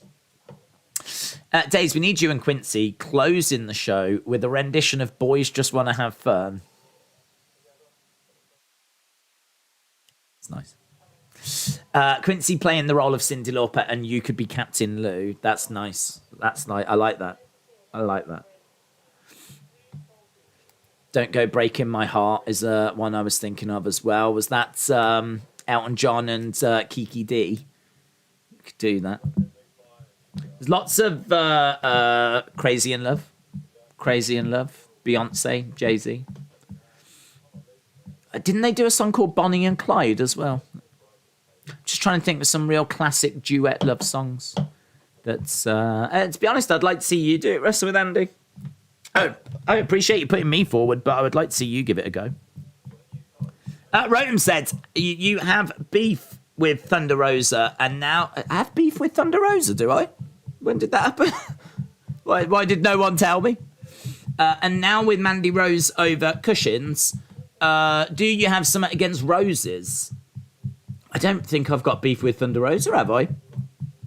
I mean, let's say yes. for fun. But sure.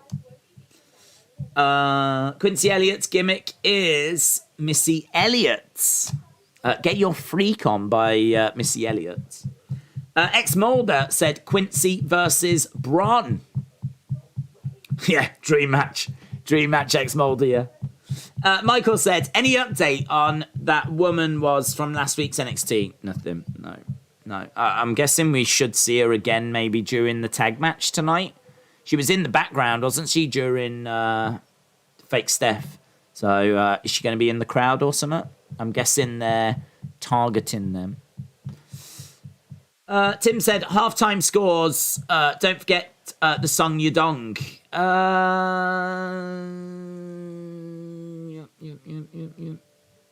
was just thinking, should we do it now? But we're actually just about to go back. Austin, hello. Hope you are well. You've just missed... Oh, mate, you just missed your favourite part of the show. You just missed Quincy Elliott.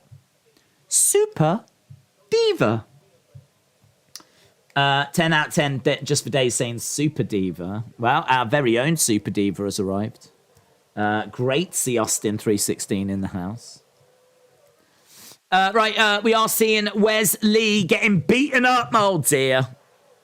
He's getting beaten up backstage. Does this mean he can't compete and we need a replacement? Does that mean that everyone that voted was completely pointless? Oh, man, look at that. Just smashed his head in the locker.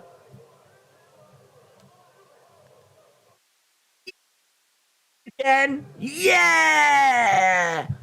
Beat him up. So if you did vote, guys, looks like all of that was irrelevant. Here's Cameron Grimes to the moon. Man, they just slammed his head in the locker repeatedly. Boom. That's nice. Days, you just need to take Triple H's job, says Keaton. What, as Steph's husband? I would be willing to do that. That way, Triple H can concentrate on creative 24/7. And I will concentrate all of my attention on Stephanie McMahon. Let's go Carmelo versus the GOAT Joe Gacy. Wes Lee is dead. Fans voted for the wrong guy. It's TNA all over again, says Junior. I'm a simp for Mandy Rose, says 1 Minute Wrestler. John said, do I get a refund for voting? No, you just learn your lesson. You learn that this is scripted, this is pointless.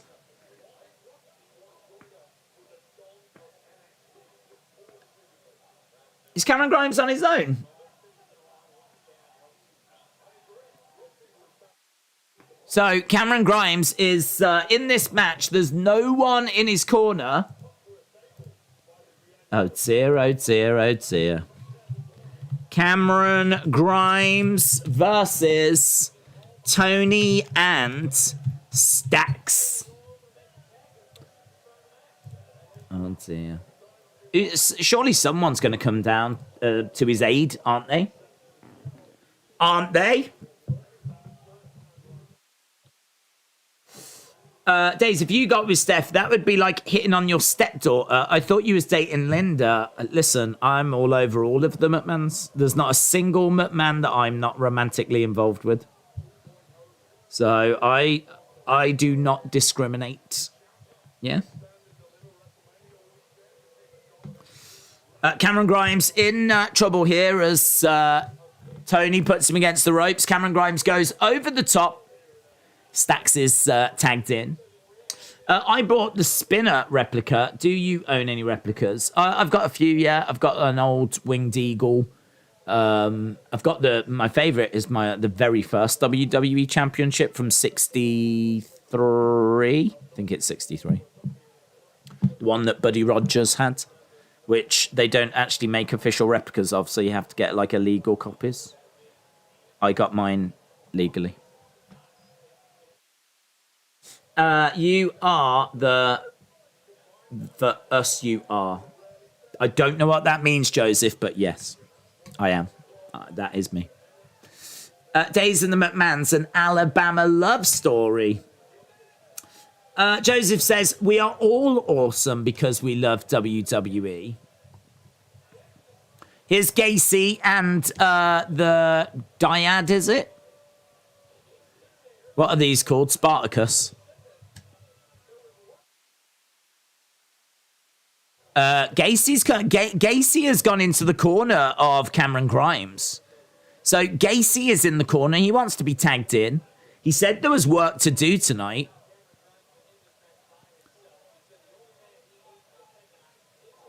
Kick. What's this? Is this a face turn or something? What's going on? Big back body drop. And Cameron Grimes is looking at Gacy. Reach out your hand. Tag my hand. Grimes is like, nah, fam. I don't need your help. He gets suplexed. Well, this is a development, isn't it? Way Bryant has come down. Hello. Oh, look at all this love for LSW. Hello, LSW. Hello, LSW. Oh, how you doing, LSW? Gacy to the rescue, said Erasure Minds. Hunter, hello. Hope you're well. We are into the second and what I like to call final hour. John said, I'm awesome because I criticize WWE when they deserve it. Tough love, baby. Yes. Yeah, well, you're like a parent. Do you know what I mean? You can't just praise children all the time. You've got to tell them right and wrong, haven't you? And sometimes WWE needs to be told. I would love to see Naomi return to challenge Mandy Rose for the NXT women's title, given that they had history on the main roster. Joseph said, if you was manager, what matches would you choose? I would choose good ones. Good ones, Joseph. There's one thing I really don't like, and that's bad matches. Can't stand them. Cannot stand them. I am anti-bad match. So, yeah, I'm all about good matches. So I would select good ones. Ones that make sense, have got good stories. Those are the matches I would choose, bud. What about you? Would you go good matches or bad matches? It's the conversation that everyone is talking about. Gacy is in, by the way. Gacy going crazy. What are you doing out here, says Cameron Grimes. I don't need your help. You do need his help. So Gacy tagged himself in. But oof. Stomp there by Grimes. That's nice. That's nice by Gacy. 1, 2, 3. Gacy gets the victory in a match that we're not totally sure he was even involved in. He won a match that I'm not convinced he was even involved in. Average match. Oh, Joe's a big fan of average matches. I do have time for average matches. Banger after banger can get quite tiresome. Average matches, yeah, I got time for them. Cameron Grimes does not want anything to do with Gacy, does he? Hug it out, they're chanting. Hug it out. Hug it out. Yes. Yes. This is wrestling. This is wrestling. Hug it out. Hug it out. Hug it out. Now he's being attacked by Spartacus. Oh God, you don't know who to trust these days, do you? Oh God, he helped him win and now he's beating him up. Oh God.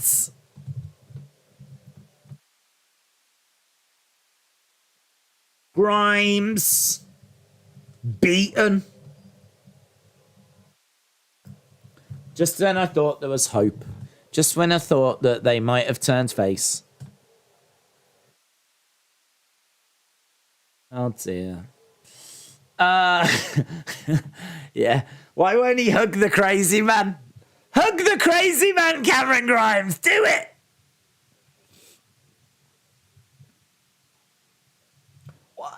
Why would the crowd want him to hug him? We're seeing JD McDonald's having a shave. This is the content I tune in for. Have a shave. Have a shave. Did he cut him? Oh, he's took that well. That dude's just cut his throat. He's just cut his throat and he's like, don't worry about it, basically.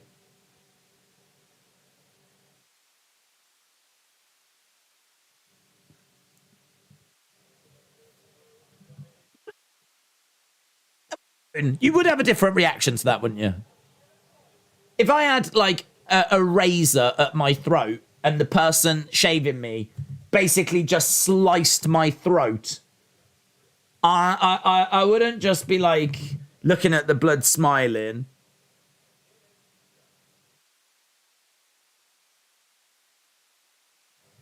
Okay. Maybe he is a bit unhinged. That's what I've learned. For this picture, I'm going to write shave goes wrong. Shave goes wrong. That's the name of picture number 18 for our review later. Shave goes wrong.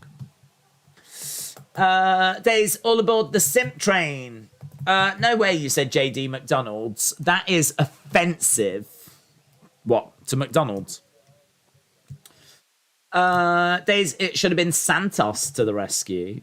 Joseph said, I would go with good matches. So John Cena versus Drew, Roman versus The Rock. Days, your Stephanie and Triple H kid, stepdad, step grandfather. Your Stephanie and Triple H's stepdad and step grandfather. It's very complicated. It's very complicated. They should just all call me Daddy, even Vince.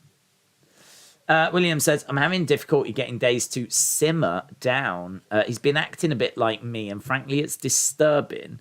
The psychiatrist says I'm crazy. You sent me a video, and I didn't watch it. What I am going to do is show it on stream, though. I won't play it. I will not play it. But I saw it on the web. Can I find it? Find it. You said we should talk about this or something. And I clicked on it and I was like, oh my God. Here, look. Can we discuss this clip? And you've put it on YouTube. It's just me eating my dinner. Can I just let you into the mind of William Hensey? Legit, this is the Wrestling Escape Pod got sent. Can we discuss this clip, ? Then a link. It's just me eating my dinner. So I never actually clicked on it, but I'm going to show you. It is William Hensey, topless, shirtless, half naked. That is a half naked William Hensey. I know you can't quite see it, but it's happening. And you've got me in the background in one of my videos, and I have no idea what that's about. William said, on the web days, on the web. What I'll do is I've retweeted it, so it should be on the... If you go to the Wrestling Escape Pod on Twitter, it is right there for people to enjoy. Can we discuss? It's me eating my dinner. And when you click on it, it takes you to that. I don't know what that is. I have not watched it. If it's offensive, I apologize. In fact, I don't know why I'm apologising. I haven't watched it. But that's the kind of stuff I get sent. Attention, ladies. You can get William at a low price, half off, says Smurfy Toons. He's not topless. He looks topless. He's topless. He's not wearing a top there. That is topless. I'd rather not. That's fine. Right, we've got another little community post. I'm jealous Daze got to see William topless in person. Let me just stop you there, Mustafa. Definitely don't want that going around the community. I have never seen William topless in person. I don't have any desire to see William topless in person. But yeah, I don't want that really doing the rounds, to be honest. Did you hear Daze saw William, like they got together and William got topless for it? I don't need that doing the rounds, thanks. It's a very wet white t-shirt, says Larry. Daze, hear me out. I know you're not a big fan of Cobra Kai. It was all right. I enjoyed the first season, and then it got a bit like teen drama-y. But season 5 is must watch. I am telling you. It could be worse. William could be one out whilst watching your videos. I don't know what William's doing in that video, James. So I can't rule anything out at this stage. So I don't know. We got a sit-down interview with Bron Breakker.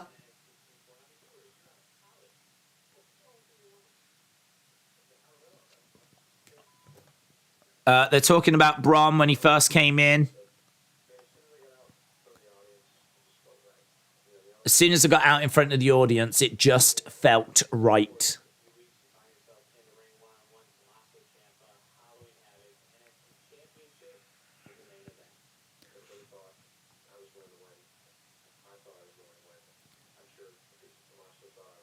Everyone thought I was going to win. I thought I was going to win.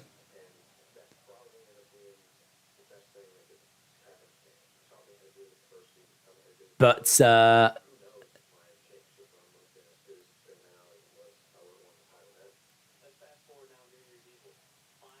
New Year's Evil is where he finally gets it. So we're just talking to Bron. Has he been voted like the superstar of the past year or something? Do you know, seeing the old belt now compared to the new belt, I actually think the new belt's better. Now that you see the old belt, I think the new one with the colours does actually look better. Imagine not knowing who that GOAT commentator interviewing Bron is, says Big Boy Dally. Dominic needs William Regal's old I'm a man theme. Now that is a man, yes. Tomato Champa. Tomato Chomper.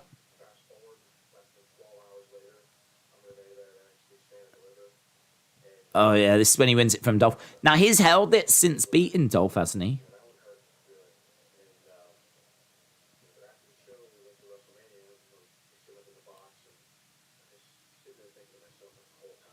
He said after the show we went to WrestleMania.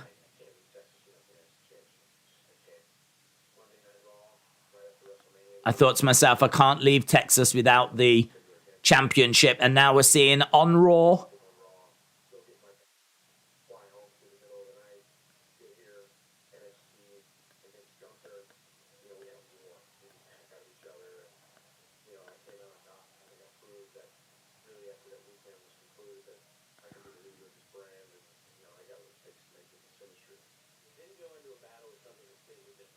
Okay.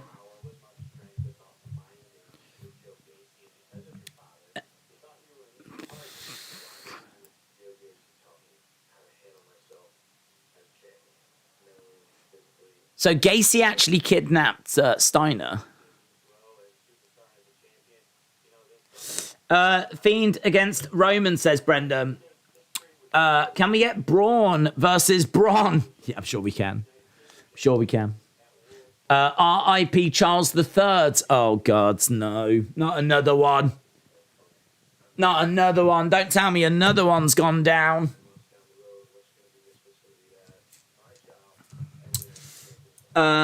Simp for Topless William. Are you? That's good. It's good that he's got a fan base growing.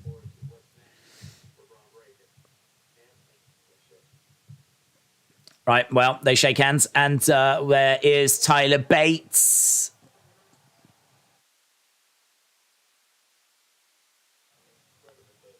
Bron Breakker's had an incredible first year, but I'm looking for a rematch.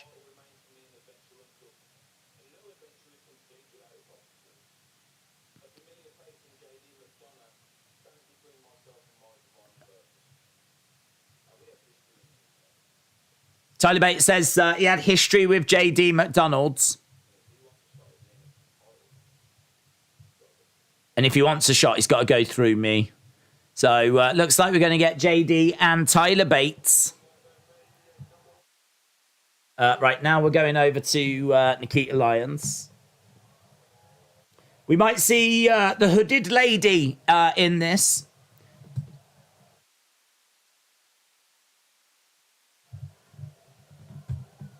So Tyler Bates wants JD. Here is Zoe Stark.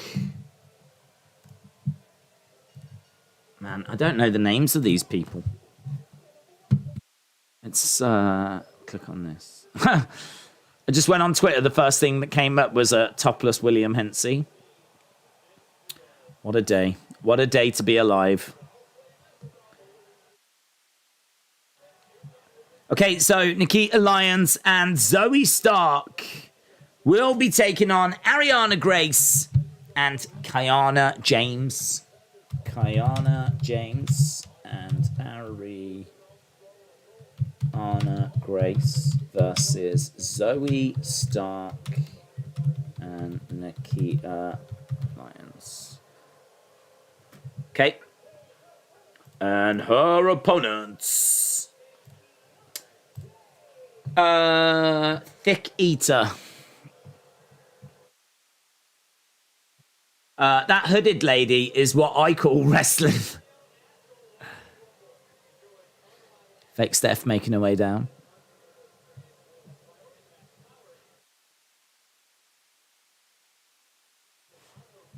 Nikita Lyons is awesome, says Harith.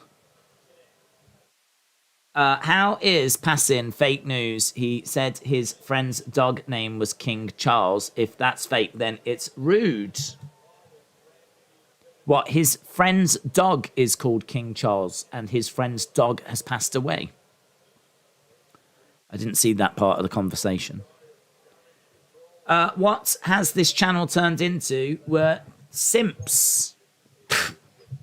You might be a simp. I'm not a simp. Apart from women that breathe.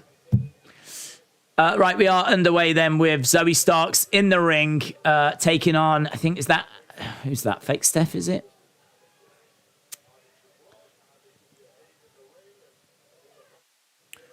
Zoe Starks. It's Fake Steph. Nice side headlock. Zoe Stark standing on the back of the leg. Into the corner goes Zoe Stark, up over the top. Arm drag. I simp for Zoe Starks. I think she's really good in ring. Going over to the corner. In comes Nikita Lyons. Nikita round the back. Headlock. Nikita goes against the ropes. Straight to the midsection. Suplex. Kip up. Okay. You obviously care. You're the first to comment. You could have asked him. Well, he said R.I.P. King Charles. I mean, it doesn't take too much decoding there, does it? These two teams arguing at each other as we go to commercial break. Big Boy Dally said, so did Nikita and Zoe just get forgotten about? Toxic are showing up on random SmackDowns. What about the originals in the tournament forgotten? Yesterday's news. Austin said, Daze is like Quincy Elliott in bed. We have a lovely time, as you would imagine. It's true. I am a super diva. Super diva. Kishant said, Nikita Lyons is so thick, so hot, so beautiful. Michael said, Daze, that wasn't to you. Oh my God, I'm getting all confused. Getting all mixed up. Let's go to Kojiko, who's got a lovely fact for us. Kojiko says, on April 11th, 1954, was recorded as the most boring day in the world.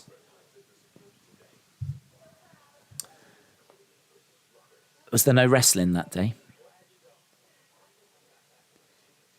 Daze cries every time.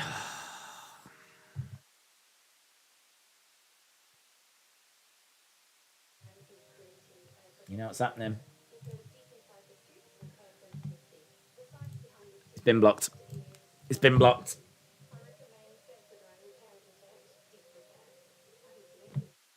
Absolutely appalling behaviour by a much-loved member of this community. It will not be tolerated, guys. We say no to filth on this channel. Yeah, you know us. We are 100% all about wrestling.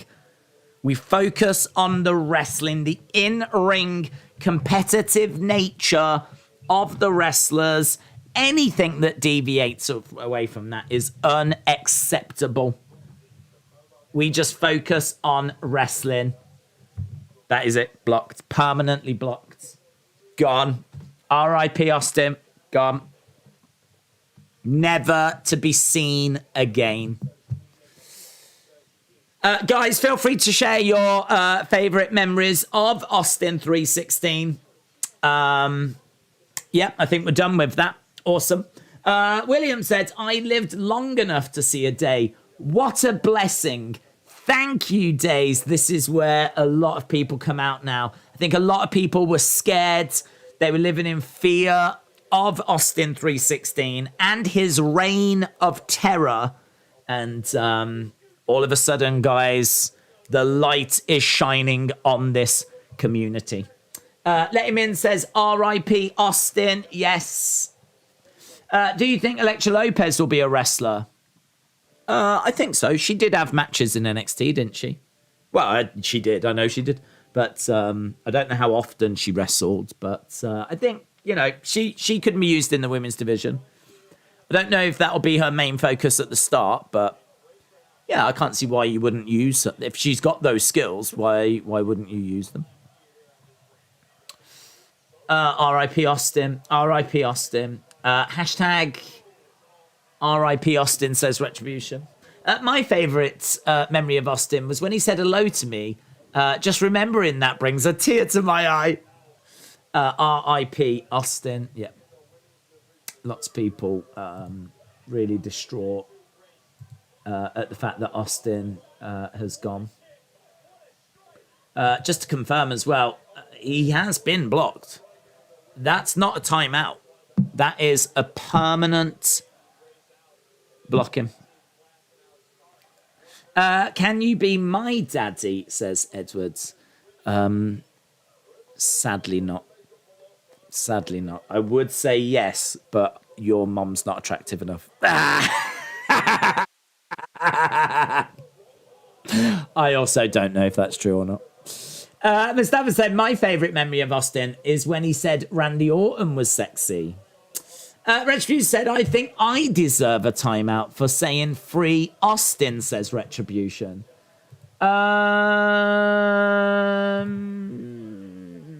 Sure. Tarek said, do you want a new member to the Bloodline? We just got one. Solo Skur. Clothesline by Zoe. Zoe going against the ropes. My favourite Austin memory was when he was blocked, said LSW. I love that bit. That was great. That was great. Clothesline by this woman, I can't remember her name, Ariana Grande. We've got Nikita Lyons coming round. Got just over half an hour to go. Daze timing Austin out for no reason. Doesn't do that to anyone else. I don't know if it was for no reason. There was a comment that I think really upset the community.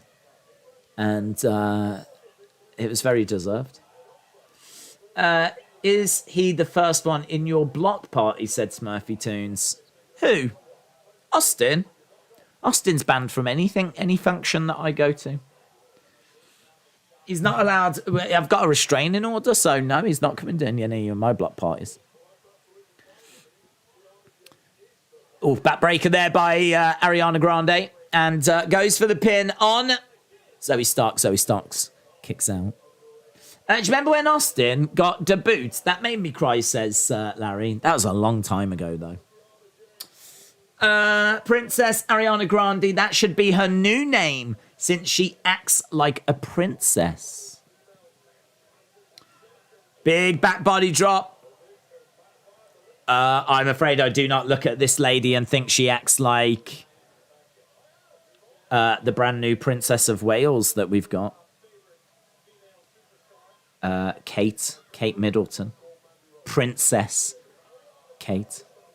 She doesn't strike me as being like her. Clothesline. Daze, it's time to say na na na na. Hey, hey, hey. Austin's gone. Na na na na. Na na na na. Hey, hey, hey. Austin's gone. Big boot by Fake Steph. 1, 2. Oh, kick out. Ah! What's this? Who did this? Who brought him back? Who brought him back? Does it record it somewhere? Message deleted. Austin was hidden. Austin was unhidden by William Hensey. Oh, well, you're gone. Did someone else get rid of Austin? Where is he? There he is. And you're gone. Guys, we've lost William as well now. Well done to Nikita Lyons. Hooded person.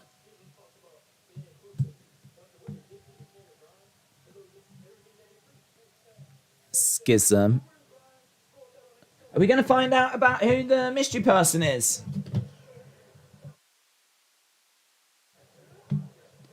Schism are fighting in the parking lot.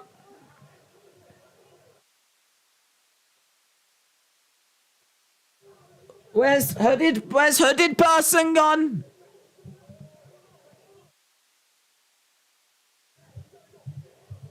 Where's Little Red Riding Hood?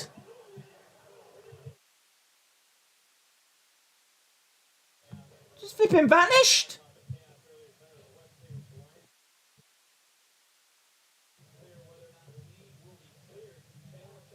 Schism came out and started beating up on these guys. I don't know these. Is one Foe? I think Foe is one of the guys. So we got a brawl outside. Schism and Foe. Well, I don't know where Little Red Riding Hood went. My least favourite memory of Austin and William is when they used vulgar language that pushed away Daisy's younger demographic. That is true. That is true. They definitely brought down morale. Morale took a massive hit because we've got such a young demo and it just really upsets them. The red hooded person is Supernatural. Is that their name? Michael said, did you know that Meghan and Harry's kids, Archie and Lilibet, are now Prince and Princess, but King Charles can change it? Is that the dog, King Charles? We wish William and Austin all the best in their future endeavours. I mean, I don't, to be honest. LSW said there's good mods and there's bad mods. Those were bad mods. Yeah. Honestly, it's heartbreaking that we have to do this sometimes, but I'm over it. Austin and William are now all elite, says Burn It Down.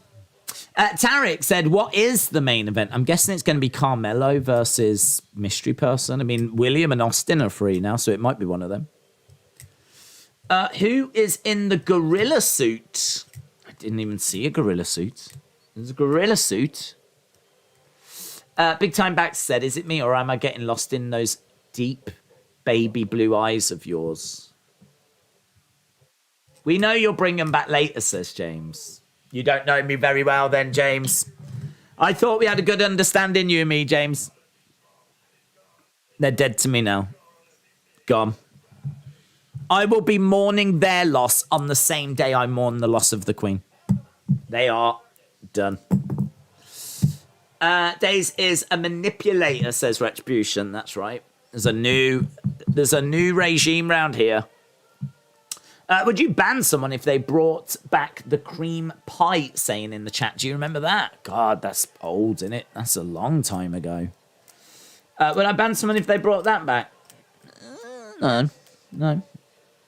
I got no issues with that. It's very heartbreaking to see Austin and William gone. One of them will return, says Hayden. No.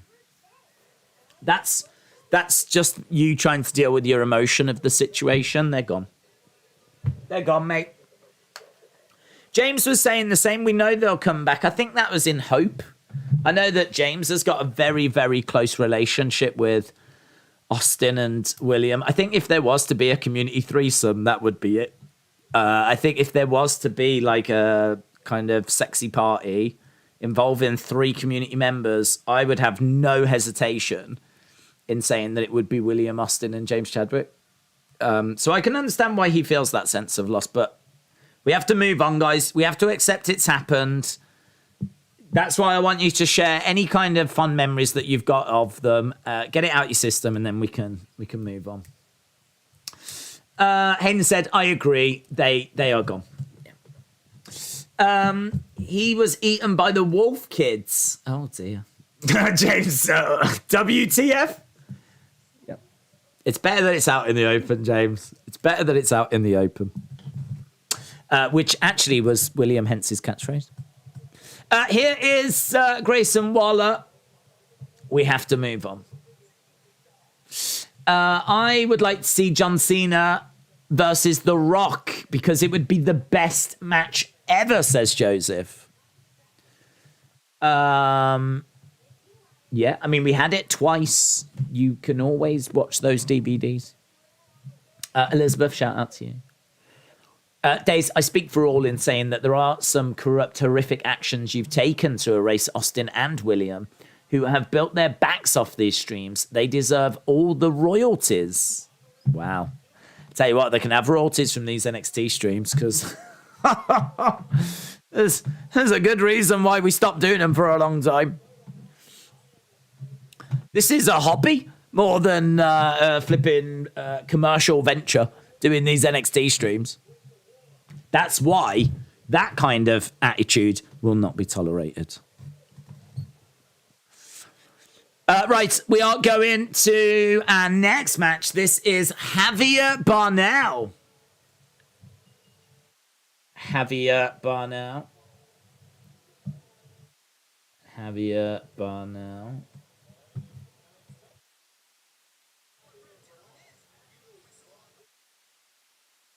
I can't remember who he's taking on. Big boy security guard, man.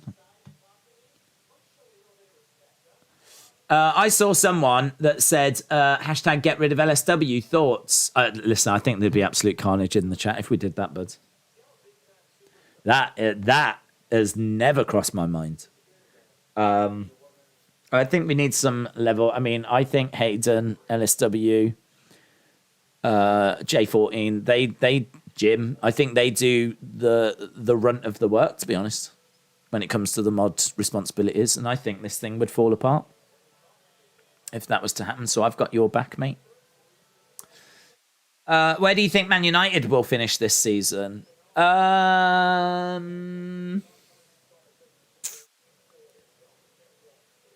going to go fourth. I'm going to say Liverpool will get it together eventually.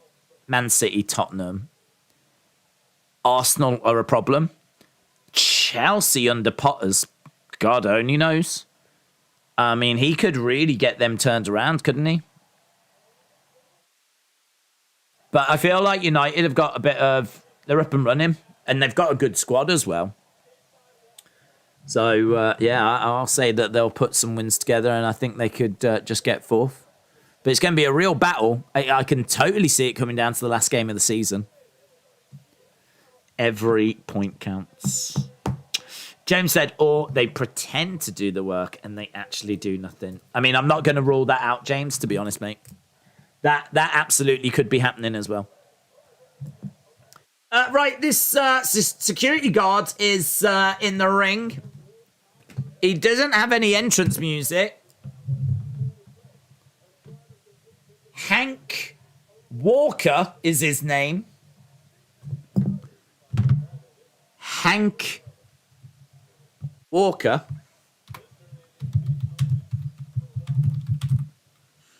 Hank Walker taking on Javier Bernal.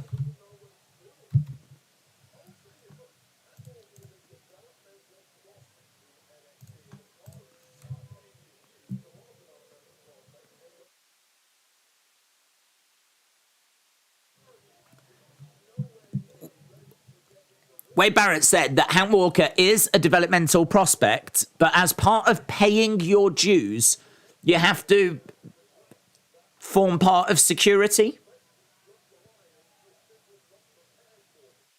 He's simply not prepared for this. Goes over to the corner and he puts Javier in the corner. Hank is Seth Rogen. Austin and William being released from their contracts. Do you think that's more cost-cutting measures to target the 18 to 49 demo?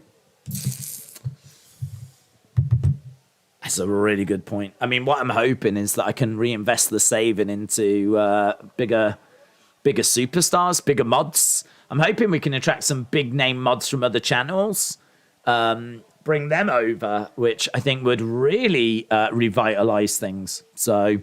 yeah, we're scouting at the moment, seeing what free agents are out there from like the major channels. I don't know what mods Dr. Disrespector's got, but we're having a little look around. So yeah, look, they will be missed, but onwards and upwards. Daze is going through withdrawal after Vince. He needs to lash out, says AEW fan. Daze went from a cherub to this. Javi went flying, said Erase Your Minds. High Flyer said, if you ever need a hand with modding. To be honest, our mods do a really good job. I mean, we've just cut to, and I don't think you'll notice any difference. Daze is the new Tony Khan, flipping the scripts. Right, where are we? We've got 18 minutes to go. Maxine said, do you think Hangman Page's Instagram post means that he's left AEW? This is going to shock you. But I am actually never on Hangman Page's Instagram post, so I have not seen whatever he has posted. How do I find him? I found him. There is, after you get famous, you stop growing. You don't have to. After being even a small... oh my God, what's this?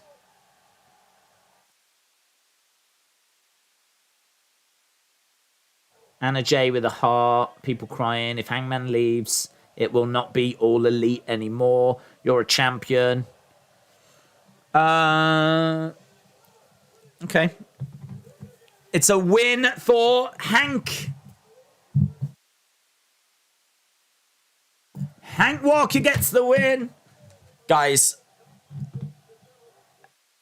I think Hangman has left AEW because of what's happened on this stream tonight. I think he's walked out of AEW out of solidarity with Austin and William.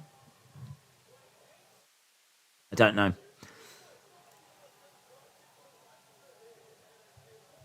Right, well done, Hank. Hank Walker for the win. There's an 8-minute over. Oh, God. Always forget about the goddamn overrun. Goddamn overrun.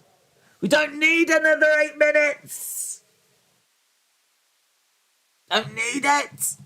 2 hours is enough.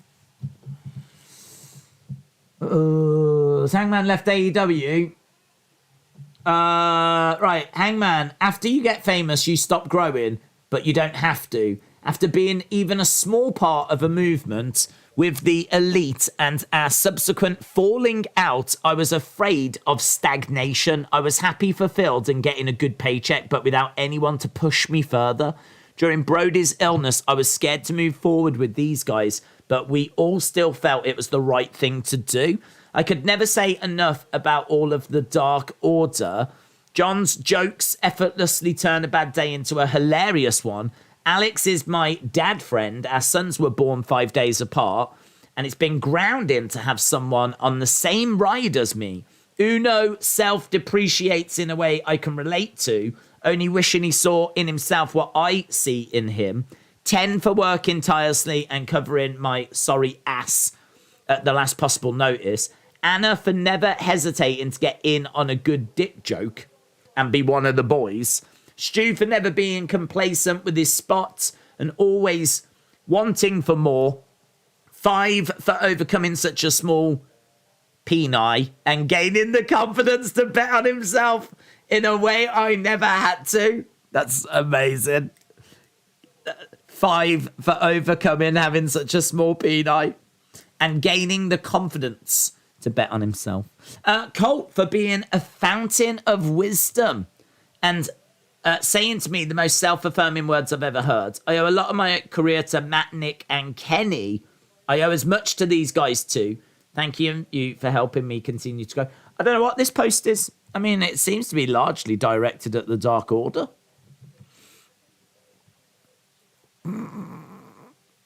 I'm going to start crying, says someone. This is a great post. I love it. No, why didn't you thank CM Punk, says someone. This was beautiful. Not all of it was beautiful. One of my favourite wrestling stories of all time. I love Hangman and the Dark Order. Big fan of you over here. Your time in the Dark Order. I keep saying Dark Order. Dark Order has been a pleasure. This brought me to tears. People are crying. People are crying. If this means you're hanging it up, you will always be a champ. I don't know. Does that mean he's hanging it up? Hang you to the Dark Order, innit? Largely.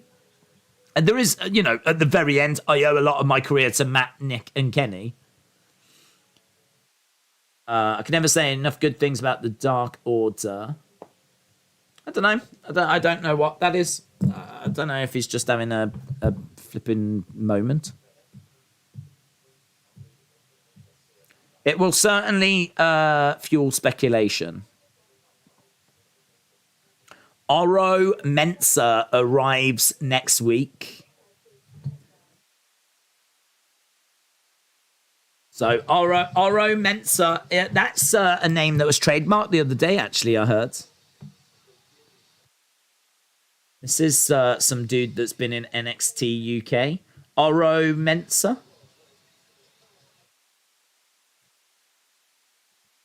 Oro Mensah. Daze, I replied on Twitter about the birdie, but the bulb swinging is new. I thought the bird had been seen before.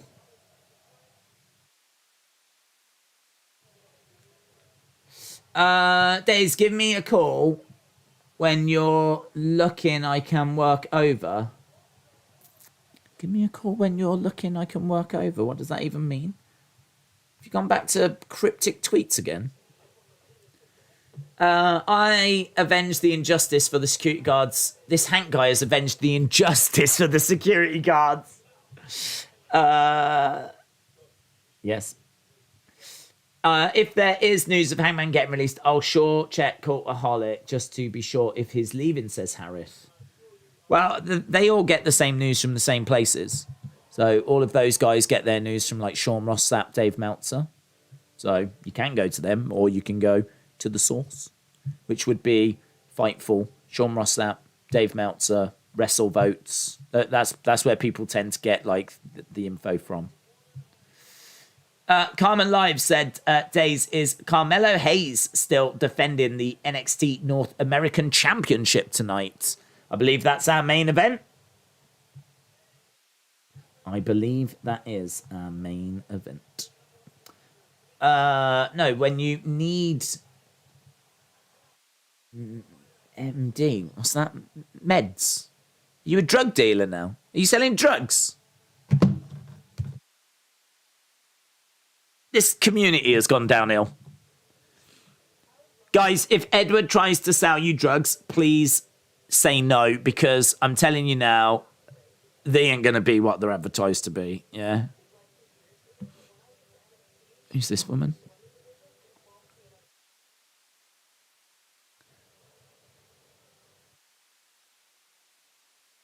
Cartwheeling, backflipping. Sol Ruka is coming soon. Sol Ruka. Right, next week, Wendy Chu takes on Cora Jade.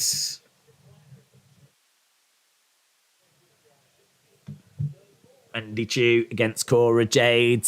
Tyler Bate versus JD McDonald's. Costello, it's possible. Happy anniversary, says Butch, probably. Congratulations, fellas. Primo anniversario, says Raquel. Johnny Gargano sending a tweet out as well. WWE are literally hiring the hottest women alive, says Retribution.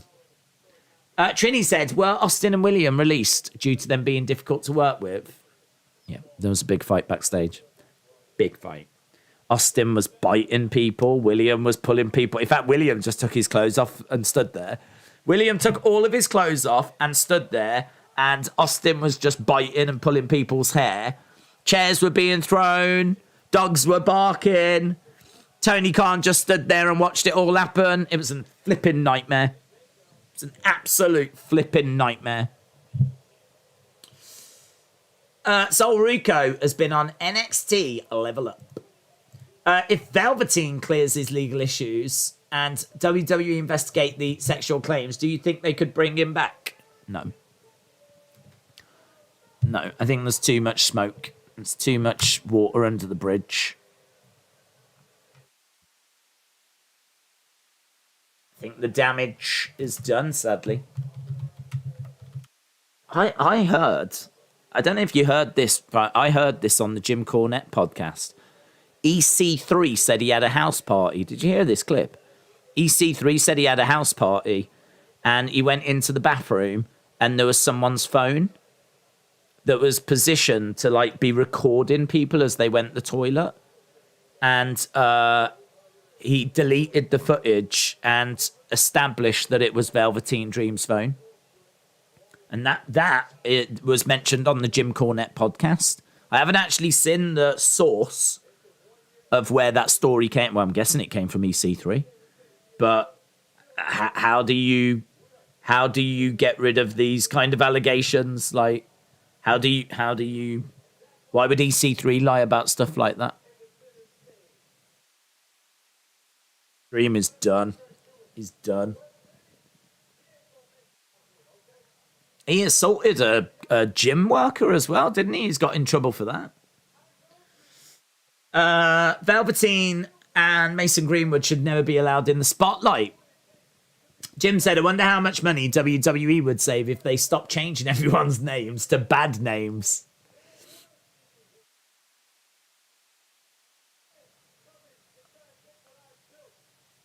Okay, so who's going to be taking on Carmelo, do we think?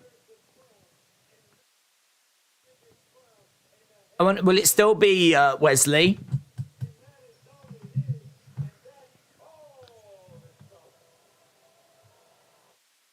Right, someone's music's hit. Solo Sikoa is here.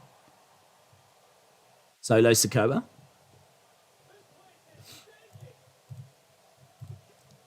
Wasn't expecting that.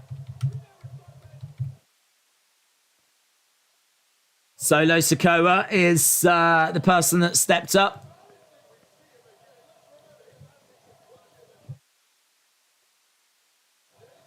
Oh, look, Carmelo's not happy about that. That's not gone very well at all, has it? Solo. You could say he was trying to control his narrative, says Rotem.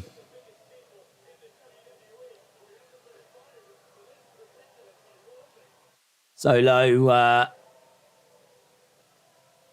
getting in the ring.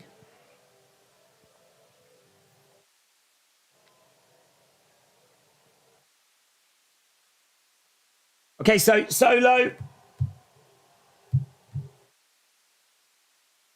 How are they going to book this? I mean, I can't imagine he's going to win the belt.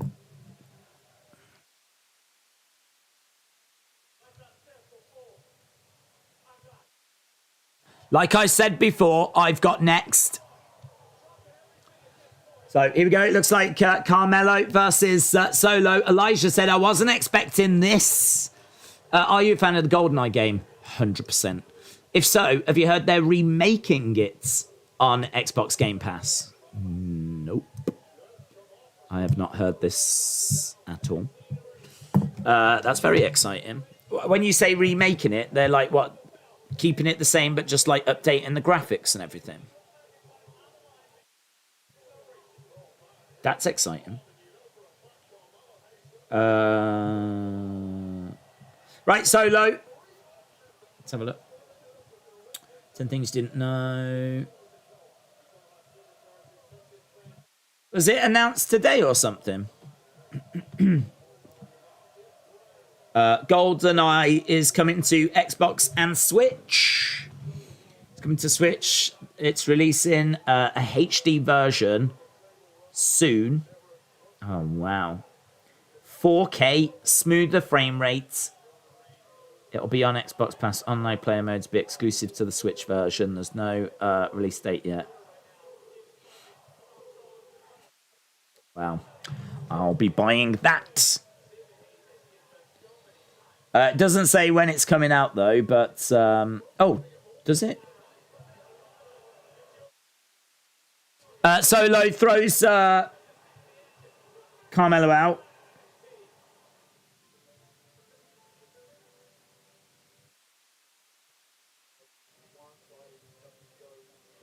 Okay.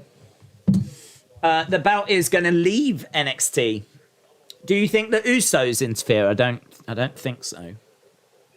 I don't think so. Is NXT going to have the black and gold logo back? They haven't said.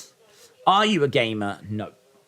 I'm not a gamer, but what I am is I'm someone that grew up at a time where, I suppose in a way it's similar to now. I mean, like, games were very expensive, and they were very expensive back then, and people's game collections would be about 10 games. Like, I went round my friend's house, and none of my friends had, like, 30, 40 games, because games were very expensive. I don't even think there was, and I could be wrong here. I mean, when I was young, obviously, I wasn't as clued up as maybe I am now with the world. There could have been pre-owned stuff. Like, you know, the pre-played market now, if you go into, like, I would imagine GameStop, or if you go into Game here in the UK, we have got, like, a big pre-played section where you can get old games cheap. I don't know if that was a thing back in the day. I really don't know, like, in the 90s, early 90s, mid-90s, if they had those kind of as options, like a second-hand market. All the games I was getting were, like, brand new, and so I had a few gaming systems, but I never had many games. About 10 games. And you just used to hammer the same games. I mean, I put so many hours into Premier Manager, which was just like a football managing game. I'd just play that all the time. And then I had Street Fighter, so I'd play that as well. But you just used to hammer games like repeatedly again and again and again and again and again. Really got your money out of them. So I kind of grew up wanting a lot of games and not being able to get them. And what's amazing now is because of emulators, the sky's the limit, isn't it? So, yeah, I wouldn't say I'm a gamer, but what I am is I've got an affection for like Nintendo 64, Mega Drive, those consoles in particular, GameCube. So I've got an affection for those kind of consoles. Not really the Saturn. I didn't really know anyone that had a Saturn. But GameCube, Nintendo 64, Mega Drive, those are the ones really. And yeah, anything that was on those systems, I'm kind of drawn to because there's plenty of games on those systems that I wanted and never got. I did have GoldenEye, but I just love that game. It's a great game. Brilliant game. It's funny, actually. I only got it. I downloaded it on my phone just the other day. So I've actually got a Nintendo 64 emulator and GoldenEye on my phone. And it was literally just the other day I went to bed and I was like, oh, I'll give GoldenEye a quick go. And I had like a quick 10 minutes on GoldenEye. Brilliant. So yeah, the idea of it coming out at a higher definition, it's quite exciting. Certainly if it's going to have some extra features. But no, I just don't get time to play games. That's the sad truth. I wish I did. There's lots of, probably I'd play Fallout. I love Fallout. Fallout 3 is one of my favorite games. I've never played Fallout 4 or New Vegas. I've never finished 3. Solo Sikoa's knee getting slammed into the ring. High Flyer says, keep the toy hunts coming. I will try to. It's difficult to get to the shops to do them, to be honest, but I will try to because I know people enjoy them. Nintendo 64 is the best, says James. Yeah, do you know what surprised me is just how small the games are? Like, the game files are not that big. Really, in fact, I wonder if I can have a look. I've got a load of 64 game files. For them. All on my phone. Like, it's like 20 meg, 12 meg, 32 meg. Like, the game files, 64 meg. Just, there's next to nothing there. But like Mario Party, Mario Kart, GoldenEye. GoldenEye is 12 meg. I think this phone's got like, I don't know, actually. I don't know. Well over 100 gig of storage on this. Maybe even 200 gig. I can't remember. So 12 meg, it doesn't even notice that it's there. So it's mental how small game files were for the Nintendo 64. Mental. Even Legend of Zelda is 32 meg. Biggest is Resident Evil. That's 64 meg. I mean, again, it's just nothing. It's just nothing. You can have a hearty collection of Nintendo 64 on your phone. And your phone won't even know it's there. But I don't get a chance to play them. I've got them. I just don't get a chance to play them. Where are we? We're a minute past. Kicks coming in by Carmelo. We got Solo Sikoa in the ring. Why is Solo Sikoa on NXT? I thought he was main roster. I think he's just here to give NXT a bit of a boost. Main event. Oh, have you heard? Solo Sikoa is, if you want to watch him in action, is in NXT. It's kind of that what's going to happen, anything can happen kind of situation. Kicks coming in by Carmelo. I love the fact, though, that they asked people to vote and it was totally redundant. Wouldn't have mattered if you voted Vaughn or Wes or Gacy, because I'm pretty sure Solo was always going to be coming in and main eventing tonight. Cheeky little rascals. The Fallout series is my favourite, said Justin. Oh, it's great, isn't it? Yeah, really impressive. I mean, I have legit got lost. I've got lost just wandering around. I mean, so big. I'm sure you could get lost in Grand Theft Auto as well. But I've got lost in Fallout. Like, you can go into the sewer system and everything, and this kind of post-apocalyptic world is so interesting. I find that more interesting than Grand Theft Auto. So I'd love to like play that again. Shot is blocked. Big shot by. I've never played Fallout. It's like a post-apocalyptic world, and it's an open world, so you can go anywhere. Obviously, there's like a story and missions you have to do, but there's loads of side missions as well. But it's like you can carry so much stuff, and you constantly are finding weapons, and you can like try and upgrade them, and it's just brilliant. I mean, it's just brilliant. It's just like monsters, mutants wandering around. You have to shoot them whilst you're trying to deal with your missions, trying to level up your weapons, and it's really good. Borderlands is good as well, if you like that kind of thing. But I thought Borderlands was really good. Against ropes goes Carmelo. Oh, Samoan drop. 1, 2. Oh. GoldenEye is getting released for 60-year James Bond and 25 years of the game, November 7th. Oh, thank you. November 7th. I hope it's not too much. Like, I don't want it to be a 13. It's an old game, innit? That I've already got. So, I mean, they're just kind of sprucing it up. They ain't got to build the game from scratch. So hopefully it comes in at a respectable price point. I feel like $29.99 is fair. I don't know what that is in dollars. Boom. I still need to get the Cowabunga collection of the turtles. We got Solo going to the outside, climbing up. Big splash. Boom. Solo. 1, 2, 3. Wow. New champion. Solo Sikoa wins.